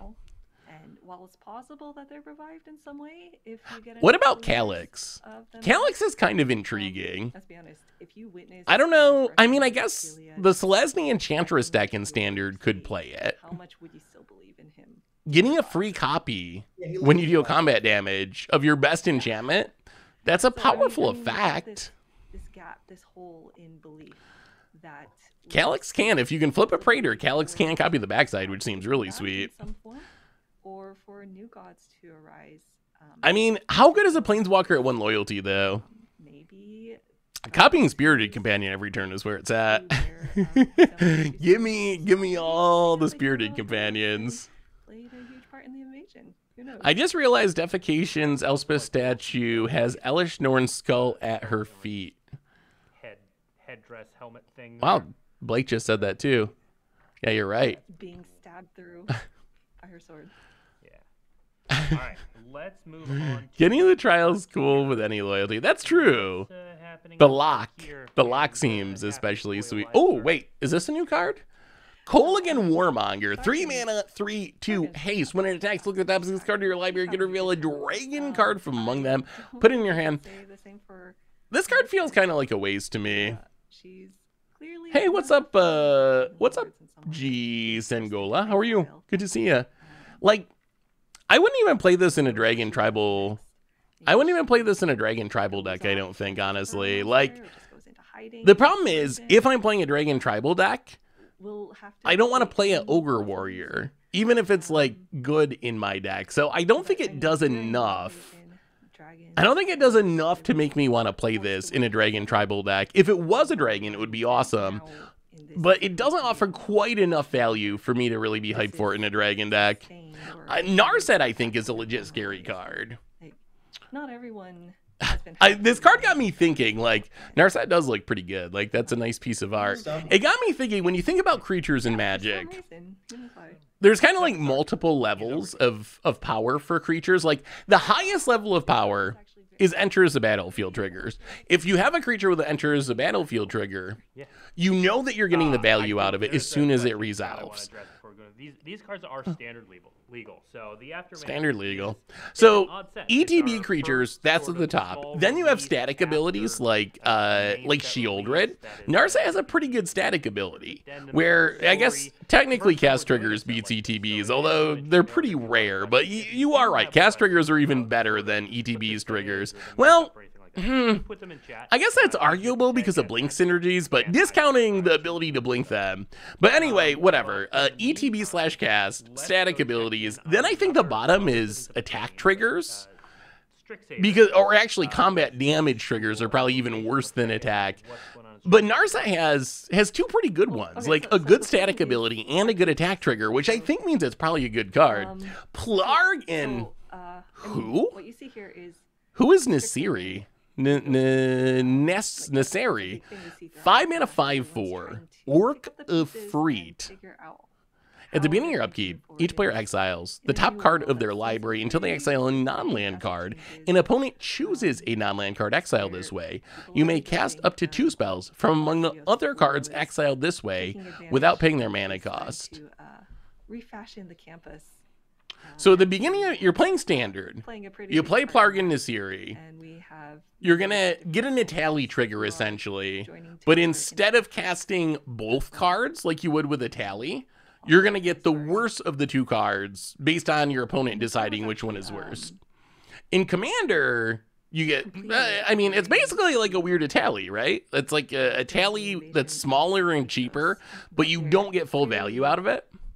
better here. That card actually seems fun. That with a Tally Got better. would be kind of fun. Campus Renovation, 5 mana, reanimate an artifact or enchantment. Exile the top 2 cards of your library until your next turn you play them. Roy, Yeah, let's sure. move on to a fan favorite plane, Ravnica. Plarg What's is going on in sweet. Ravnica? Ooh, Niv Mizzet Supreme. 5 mana, 5/5 flying hexproof from monocolored. Each instant sorcery card in your graveyard has exactly, that is exactly 2 colors, has Jumpstart. Seems really good in previous Niv decks. Targeted to rapidly. Niv is such an iconic character. Pretty much every Niv card has been sweet, and this one is no exception. Like, this is another sweet Niv. Which makes a sort of twist. I don't know if I would play Niv over Niv Mizzet Reborn, but I would play this Niv with Niv Mizzet Reborn, and they'd work really well together.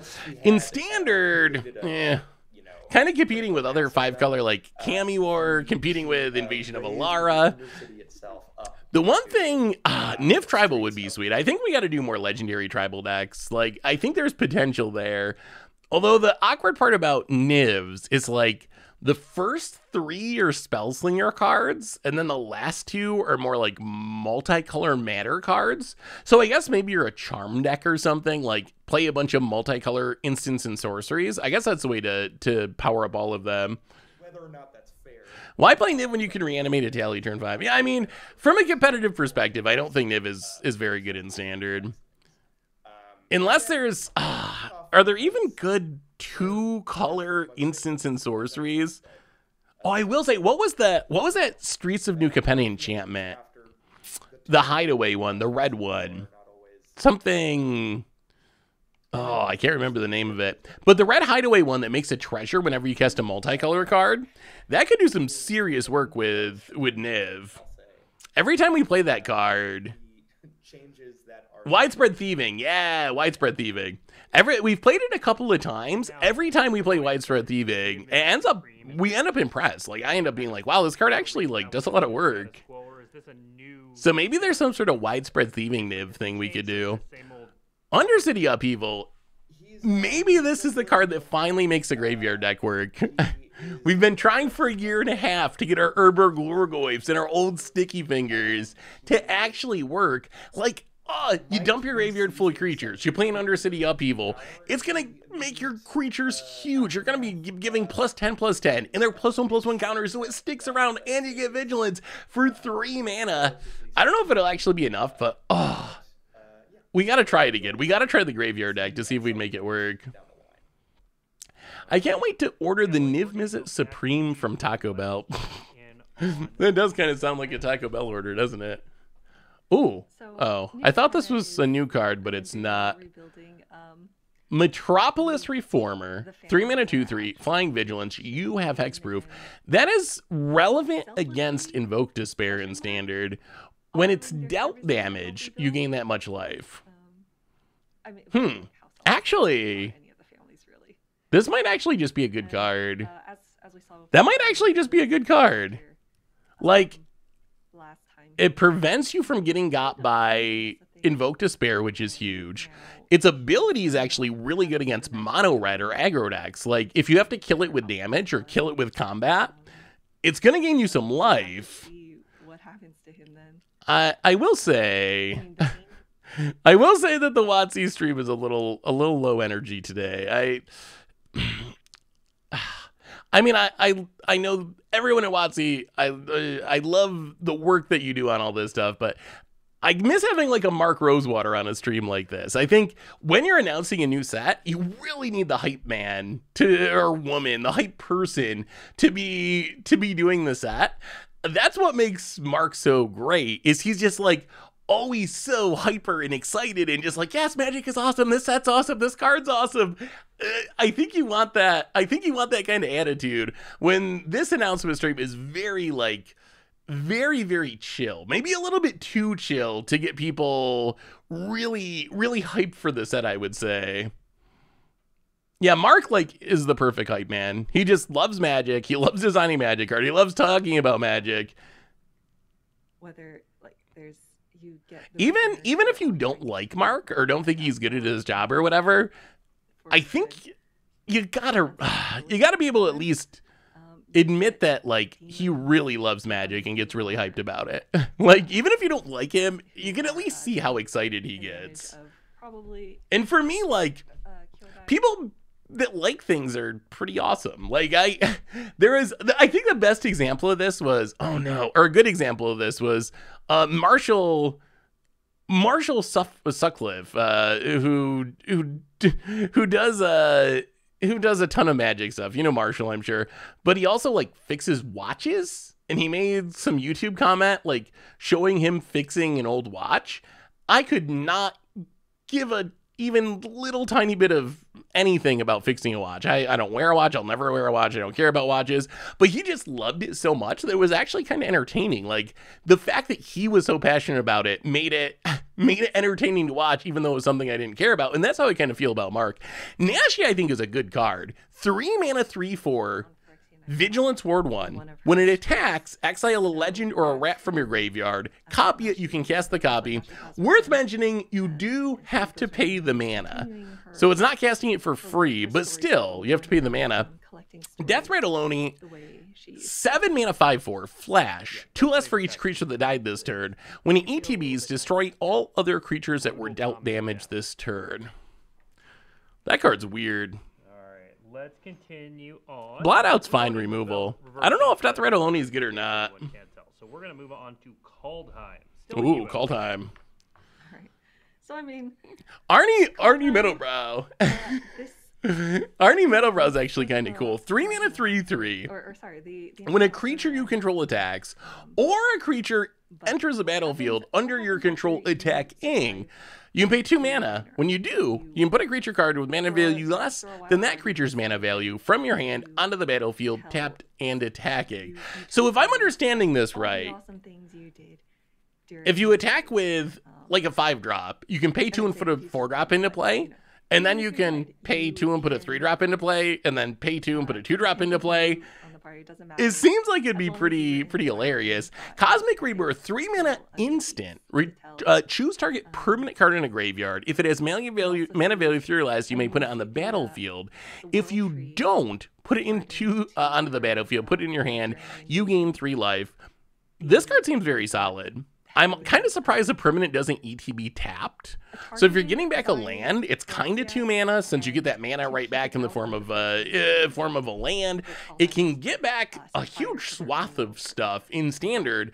It's like a Sun Titan trigger essentially. That's a instant speed. Permanently destroy this giant cosmic structure. So Feast of Voracious Dead. 2 mana enchant may be in your end step. If 1 or more creatures died this turn, you may gain that much life and distribute that many plus almost. Good in Soul Sisters? Maybe good in Soul Sisters. It seems like the kind of card that would be good in Soul Sisters. They used to be, because the elves. Yes, we set previews. So this is kind of a weird set. This is like supposed to be a follow-up to March of the Machines. But yes, sets are releasing faster and faster. If one was good, why not another? All right. I'm surprised there's only like 4K people watching Watsy's stream. That's kind of a scary number. Like, normally aren't there 10 plus K people watching? Yeah, apparently they're revealing the full set. Vital structures got damaged. Pia Nalar, Consul of Revival. 2 mana 2/3. Human Artificer. Thopters you control have haste. Whenever you play a land from exile or cast a spell from exile, create a 1/1 colorless Thopter artifact creature token with flying. Yeah, I mean, fine for Thopters. 2 mana 2/3 is fine stats. We see like Denick being very good with those stats. I don't know how many ways we have to make standard though. Looks a lot like they really hurt people's love of the game with the whole incident. Do you think it actually matters? Like, do you think that's actually having an impact? It's always so hard to tell because. Oh yeah, Itali's ridiculous. Did use Caboose. One of the most fun cards to actually resolve in standard. Do you think? I mean, there's so many things that people freak out about. Walking Dead and 30th anniversary edition and Pinkerton, and like the list is so long. And then people keep buying Magic cards. People keep watching Magic. Like a lot of that stuff doesn't actually traditionally have that big of an impact, I guess. Like, or it doesn't seem like it has that big of an impact. Maybe this one's different, but there's been so many big uproars that haven't mattered. I'm always a little bit like, eh. Yeah, I'm surprised how much dinosaur support there's been. I think Tranquil Frillback is one of the better cards in this set for 60 card formats, and actually it's a fine commander card as well. But 3 mana 3/3, so decent stats, and then you can essentially multi-kick it up to 3 times for agreed mana to destroy an artifact or enchantment, like Reckoner Bankbuster or Wedding Announcement or Fable of the Mirror Breaker. Exile target player's graveyard. Maybe it has an Atraxa in it, or gain 4 life. This card feels like it's designed to be a good 60 card format card. Worst case, yes, like a Night of Autumn style sideboard all-star. And I can't help but to think all of these cards might look even better, these dinosaur cards, once we go back to Ixalan in a bit. Oh, Dinosaur Planeswalker would be sweet. Harness Snubhorn, 4 mana, 2/5 Vigilance, deals combat damage, return artifact or enchantment card, from your graveyard to the battlefield. For some reason, I was thinking to your hand. That's actually kind of more interesting. Filter out, 3 mana instant, return all non-creature, non-land permanents to their owner's hands. So we've seen cards like this in the past be used as combo pieces. Like Retract, for example, just 1 mana, bounce all artifacts you control to your hand. So maybe there's some sort of combo for it. I don't think it's something you would play fairly most of the time in really any format. But if there's a way you can play this, bounce back a bunch of Moxen, let's say in Vintage, that you can recast to make more mana and up your storm count, then I could see that actually being pretty good. Yeah, I think it's mostly a combo piece for very specific decks. Yeah, filter out, bounce your Moxens to your hand, use it as I think it's got to be something like that for it to catch on. I don't think just like playing it defensively, like a evacuation or whatever, is going to be good. Markov Baron, I think, is pretty sweet. 3 mana 2/2, Convoke, Lifelink, Vampire Lord, Madness 3. You add that all together, like you need 1 Vampire to get a 2 mana Lord out of it. Lifelink is a little upside. Vampires do have some Madness synergies. It seems like a reasonable Lord. Sigarda, Font of Blessings, 4 mana 4/4 Flying Angel. Other permanents you control have hexproof. You can look at the top card of your library anytime. You can cast angel spells and human spells from the top of your library anytime. I have to wonder what happened at WotC. Yeah, I don't know how the Convoke got in there. I gotta wonder what happened at WotC to make playing stuff off the top of your library be a thing. There, like, for 27 years or something of Magic, there was like 3 cards that let you play stuff off the top of your library, like Future Sight, the Magus of the Future Sight, whatever that's called. There was like a handful of cards. Like, it was a very, very, very rare effect. And now, almost every tribe, it seems like, every set, we're getting something that lets you cast stuff off the top of your library.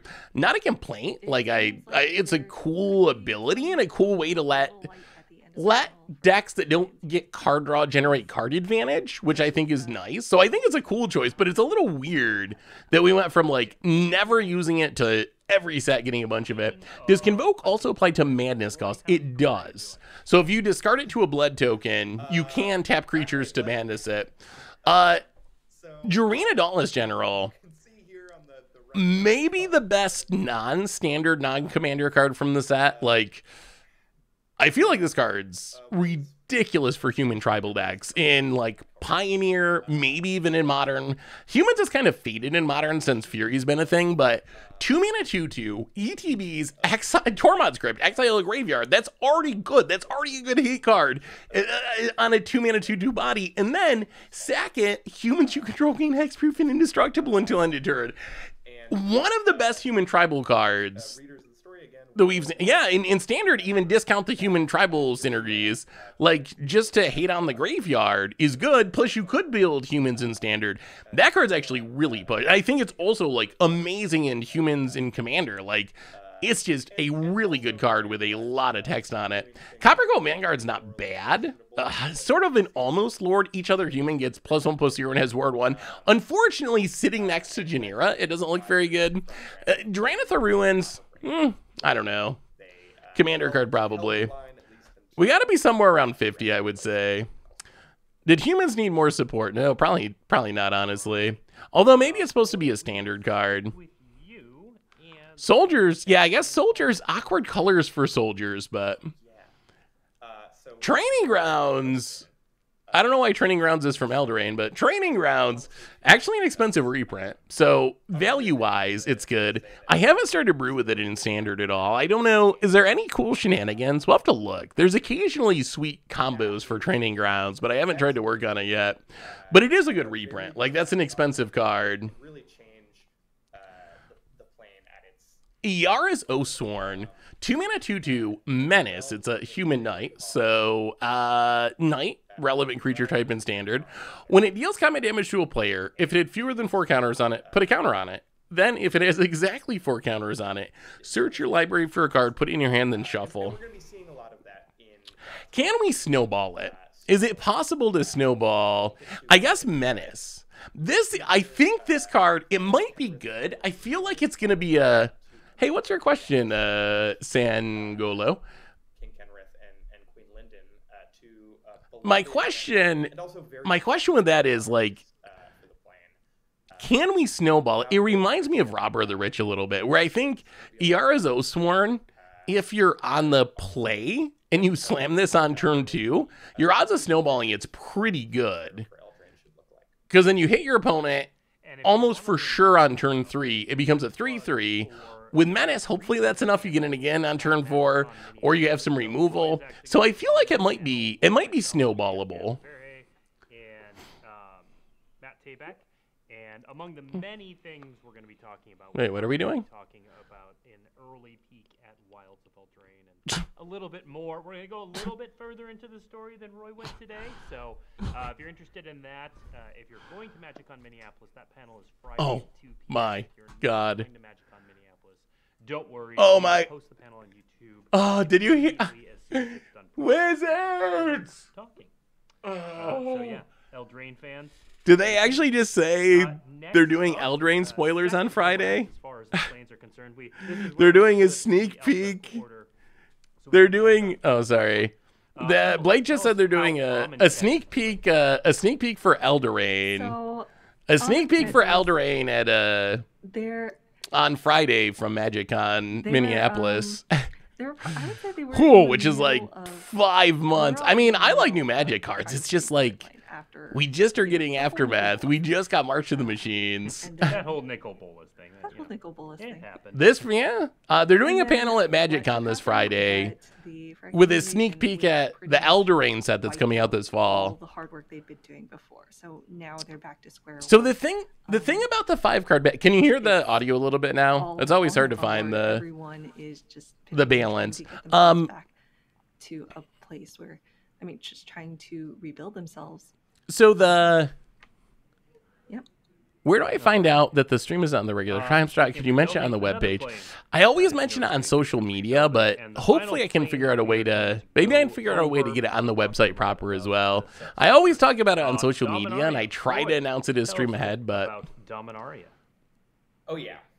So obviously, Dominaria is yeah, I guess if a you huge spoil cards thing 6 months in with, advance, it's going to be hard to leak them. enormous amount of, Wait, is this lore, another play off the top of your library? Vesuvian Drifter, 3 mana, 2/4 flying. So pretty this good. is, Boy, just understand. I feel like extremely limited I feel look like at stats the- are the just many, continually getting power crept. the many ways Like that the 2/4 flying is pretty rare stats, and now it's just becoming normal. Like I think that's how power creep happens. We focus so much on colleges excising the we focus society so much on from like their ranks. Oko or Omnath, these as well as, broken cards see, that are just like those so little absurd, or stamps Ragavan over or whatever. But I think how power creep taking, actually the happens Phyrexian salvage, is like a little toughness here and a little toughness there, and then your Windrake now makes a token when it ETBs. Tolarian Contempt, 5 mana enchantment. When it ETBs, put a rejection counter on each creature your opponents control at the beginning of your end step. For each opponent, choose up to 1 target creature they control with a rejection counter. That creature is put on the top or the bottom of their library. Ooh. So it's like a really slow blue Wrath. Had a pretty hard run of it. That's actually probably a pretty good commander card. Urborg Scavengers is sweet. Urborg Scavengers is like... So it's Graveyard Hate that has Soul Flayer built in. It reminds me of... This most recent invasion has gone on. Yeah, Drifter's spicy as well. Scavenger seems like a good standard card. If not right now, then once Innistrad rotates. Ahead of time. I don't know if it beats Graveyard Trespasser, but it works on a similar level. Like, come down, exile something from the graveyard, becomes a 3/3, attacks becomes a 4/4. Plus, if you an exile a flyer, gets flying or whatever, seems like it could be playable. Vesuvan Drifter, 3 mana 2/4. Look at the top card of your library. At the beginning of each combat, you can reveal the top card of your library. If you reveal a creature, it becomes a copy of it until end of turn. Right. I mean, Well, that takes live us the through all of live the plays dream and most of the set. We have live the dream and get an Emrakul on top of your deck. cards to still talk about. Before we do that, we are going to have time for questions. So if you have questions, feel free to put them in chat and tag them as @magic. Of note, I have been looking That's chat, gonna go well, Blake. ignoring you all, but Roy and Emily here, they know about story. So if you want to know about the we would like some story, questions. if you want hints on what's coming up, Would those you all types of like to ask questions, us they're happy anything? to answer them. If you have questions about the structure of the set, what's found in what pack, I'm happy to help you through that. Anything else that is outside of All that, right, I hear let's you, see these appreciate cards, your Blake. questions, but that's kind of outside the scope of this stream. So we're going to talk to Roy and Emily about story. We'll focus on that. We'll talk a little bit about the Aftermath set. But otherwise, happy to answer any questions. Okay, before we get to that, let's take a look. There are a couple promos in this set. Only, So yeah, Zoriel, gotta Voice keep of it. Salfir is Gotta keep the it to Buy a lore. Box promo. So We only want to talk about lore and today. then Spark Rupture. You might have caught this on Daily MTG earlier today. So this is kind of the story moment about Yeah, we're gonna be Planeswalkers losing their spark and Gonna becoming be getting creatures. Roy, is there anything so you many want to add to that spoilers. about the bundle promo? I mean, so we've seen a Only big that, chunk of this set. I think Mark Rose We've seen a big chunk of this set. we don't What would you rate its power level? Just pure power level, 1 to 10. Like, how strong is it? Do you feel like, okay, compared to March of the Machines, proper, more fun to find out as we go. do you think the power level is comparable, lower, higher? And last thing before we get Like- into questions. So there is a good deal of booster fun. It's an alchemy add-on. If you head to Like, DailyMTG, I want- right now, I like the idea of paper alchemy add-on outside of the like potential cost concerns, but I like the idea for keeping it keeping standard relevant. My first impression too is that it's noticeably less powerful. That it's noticeably less powerful than like March of the Machines. From the Blind Eternities. So most of the booster fun in this set is based around the second one there, which is It has some good cards. There's some cards I think are pretty powerful, but I would say overall it feels, I don't know, it feels kind of low powered, which surprises me. I thought this was going to be like, to justify the smaller boosters and all this stuff, I was expecting it to go all out and be super powerful, but it really does kind of a little bit feel like the cutting room floor cards. Cards are also available. Open the Way's a fine standard ramp card. I mean, one land for 3 mana, 2 lands for 4 mana. That's the going rate with a little flexibility. So that's why Karn there is getting that I mean, treatment. Okay, so the idea of this so set. let's jump into questions. Oh, question. That's all the cards? Here, Is that Emma, really? This is a question for you because I believe It all leaked then, right? Currently, like, I'm pretty Okay, sure the so entire set he's- leaked then. actually, All right, so I guess that's Okay, I so guess that's all the as cards. far as the Apparently, story's concerned, he's this is the off chillest. wandering, being sad cat somewhere. But I don't know. Roy, do you have anything to say about where Ajani is right now? Johnny is not. Johnny was Phyrexian for longer than most of the other evangels of Elesh Norn, and did terrible things during his time, out of control of his own body, obviously, but still. I think we got a glimpse into the Nissa and Nahiri stories that suggested they remember clearly everything that they did as Phyrexians. This sits really badly with his own internal, with his morals, with his personality.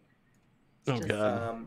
Yes. I don't So know he's not ready to rejoin his friends and in fact like people that he used to mentor and everything. He needs I don't know to- if I can he do needs it. to come I don't know if around I can when he do. wants I don't know if to. I can do lore That is questions. happening somewhere off. well, No one knows. We didn't write story for Johnny. Sorry. Just next. No comment. That's it. Just answer it that way. You don't have to try to make up a Johnny's lore if you didn't do it. I don't know if I can make it. Left some of this open. We haven't checked in with every planeswalker, but I am going to ask the question. Feel free to give the coy answer. Is there any news on Jace or Vraska? We'll pair those together since they were last seen together. Great question. So Vraska, attentive readers will have last seen Vraska at the end of the Ravnica side story for March of the Machine. All right, She was. I'm probably gonna turn the stream off and look at the cards in a minute. After If being crushed horribly under some rubble electrocuted by a thing that a blood oil machine that Ral made, not good. But her body was never recovered mysteriously. Jace, similarly, we last saw in the March of the Machine story, having been completed, but we don't know where was crushed he by a sent thing as one of Norn's evangels. So his whereabouts are also unknown. We don't know. Okay. We don't know. Oh, we did get a question. Since so many planeswalkers are losing their spark, question, is this the end of planeswalker cards? I can answer that one. No. Planeswalker cards are not going away. You'll notice that, for example, Chandra kept her spark. But exactly what that's going to look like, you'll have to kind of stay tuned a little bit. All right. Well, oh, good enough. Yes, high energy set reveal. Well, it makes me miss Morrow. I miss Mark and his hype level. So we got this set. As far as I can tell, it was all leaked. I don't recognize any of these cards as being new cards. And looking through this set, and I think Neotic might still be uploading some of them, so they might not all quite be on the set yet. My advice would be buy the singles you need. After watching the leaked box openings and seeing that they're selling it for full price, and one note on the full price thing, it's a little bit weird because you'll notice what's missing is commons. So essentially they printed a small set with no commons and they're selling it for the same price. In all honesty, the 10 commons you get in a booster pack outside of draft, from a value perspective at least, aren't really adding much. So I think the card number thing, the comparison's a little bit awkward because they did cut the least valuable cards. At the same time, it is also true that you really are just getting less cards. So if you're trying to build a collection, you are getting less cards out of these packs. I would have preferred them to sell it at a lower price rather than trying to sell it at the same price. But I guess I can see their logic of like, we cut all the commons and those aren't worth anything anyway. I think the bigger issue though is I'm just not seeing the set's fine. And there's some stuff I'm excited for. And maybe it's because of like the super heavy focus on legendary creatures that the set is like heavily weighted towards heavily creatures. All the mythics are legendary creatures. In a normal set, we're going to have mythic planeswalkers. We're going to have mythic instants and sorceries. So maybe that's what's making the power level feel low, is just the design of the set is more than any set we've ever seen focused on legendary creatures. Maybe that's the problem. There are some sweet legends in the set. I will say I'm high on Nissa. I think Nissa is a really good card. I think Nahiri is a very good commander card. Obnixilis has combo potential. Samet could have a home in the right deck. So there are some neat cards in here, but I would say overall, the power level of the set seems medium to low to me. The amount of cards you're getting if you buy a pack is certainly low. There's not even any, I think it feels low. It just straight up is low.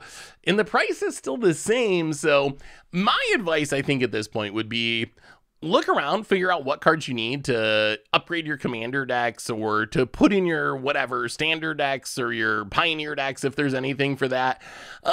Look through it that way and go from there and pick up the singles you need. But I personally will not be buying boxes of the set. Like, I think that buying boxes it's a bad deal in general, but I think it is a doubly bad deal for Aftermath. So I would encourage you to, and this isn't just this isn't just a sponsorship blurb, although it is a nice little segue. If you need some Aftermath, rather than getting a box, you could grab the singles you need from Card Kingdom over at cardkingdom.com/MTG Goldfish. You'll be able to pre-order them soon.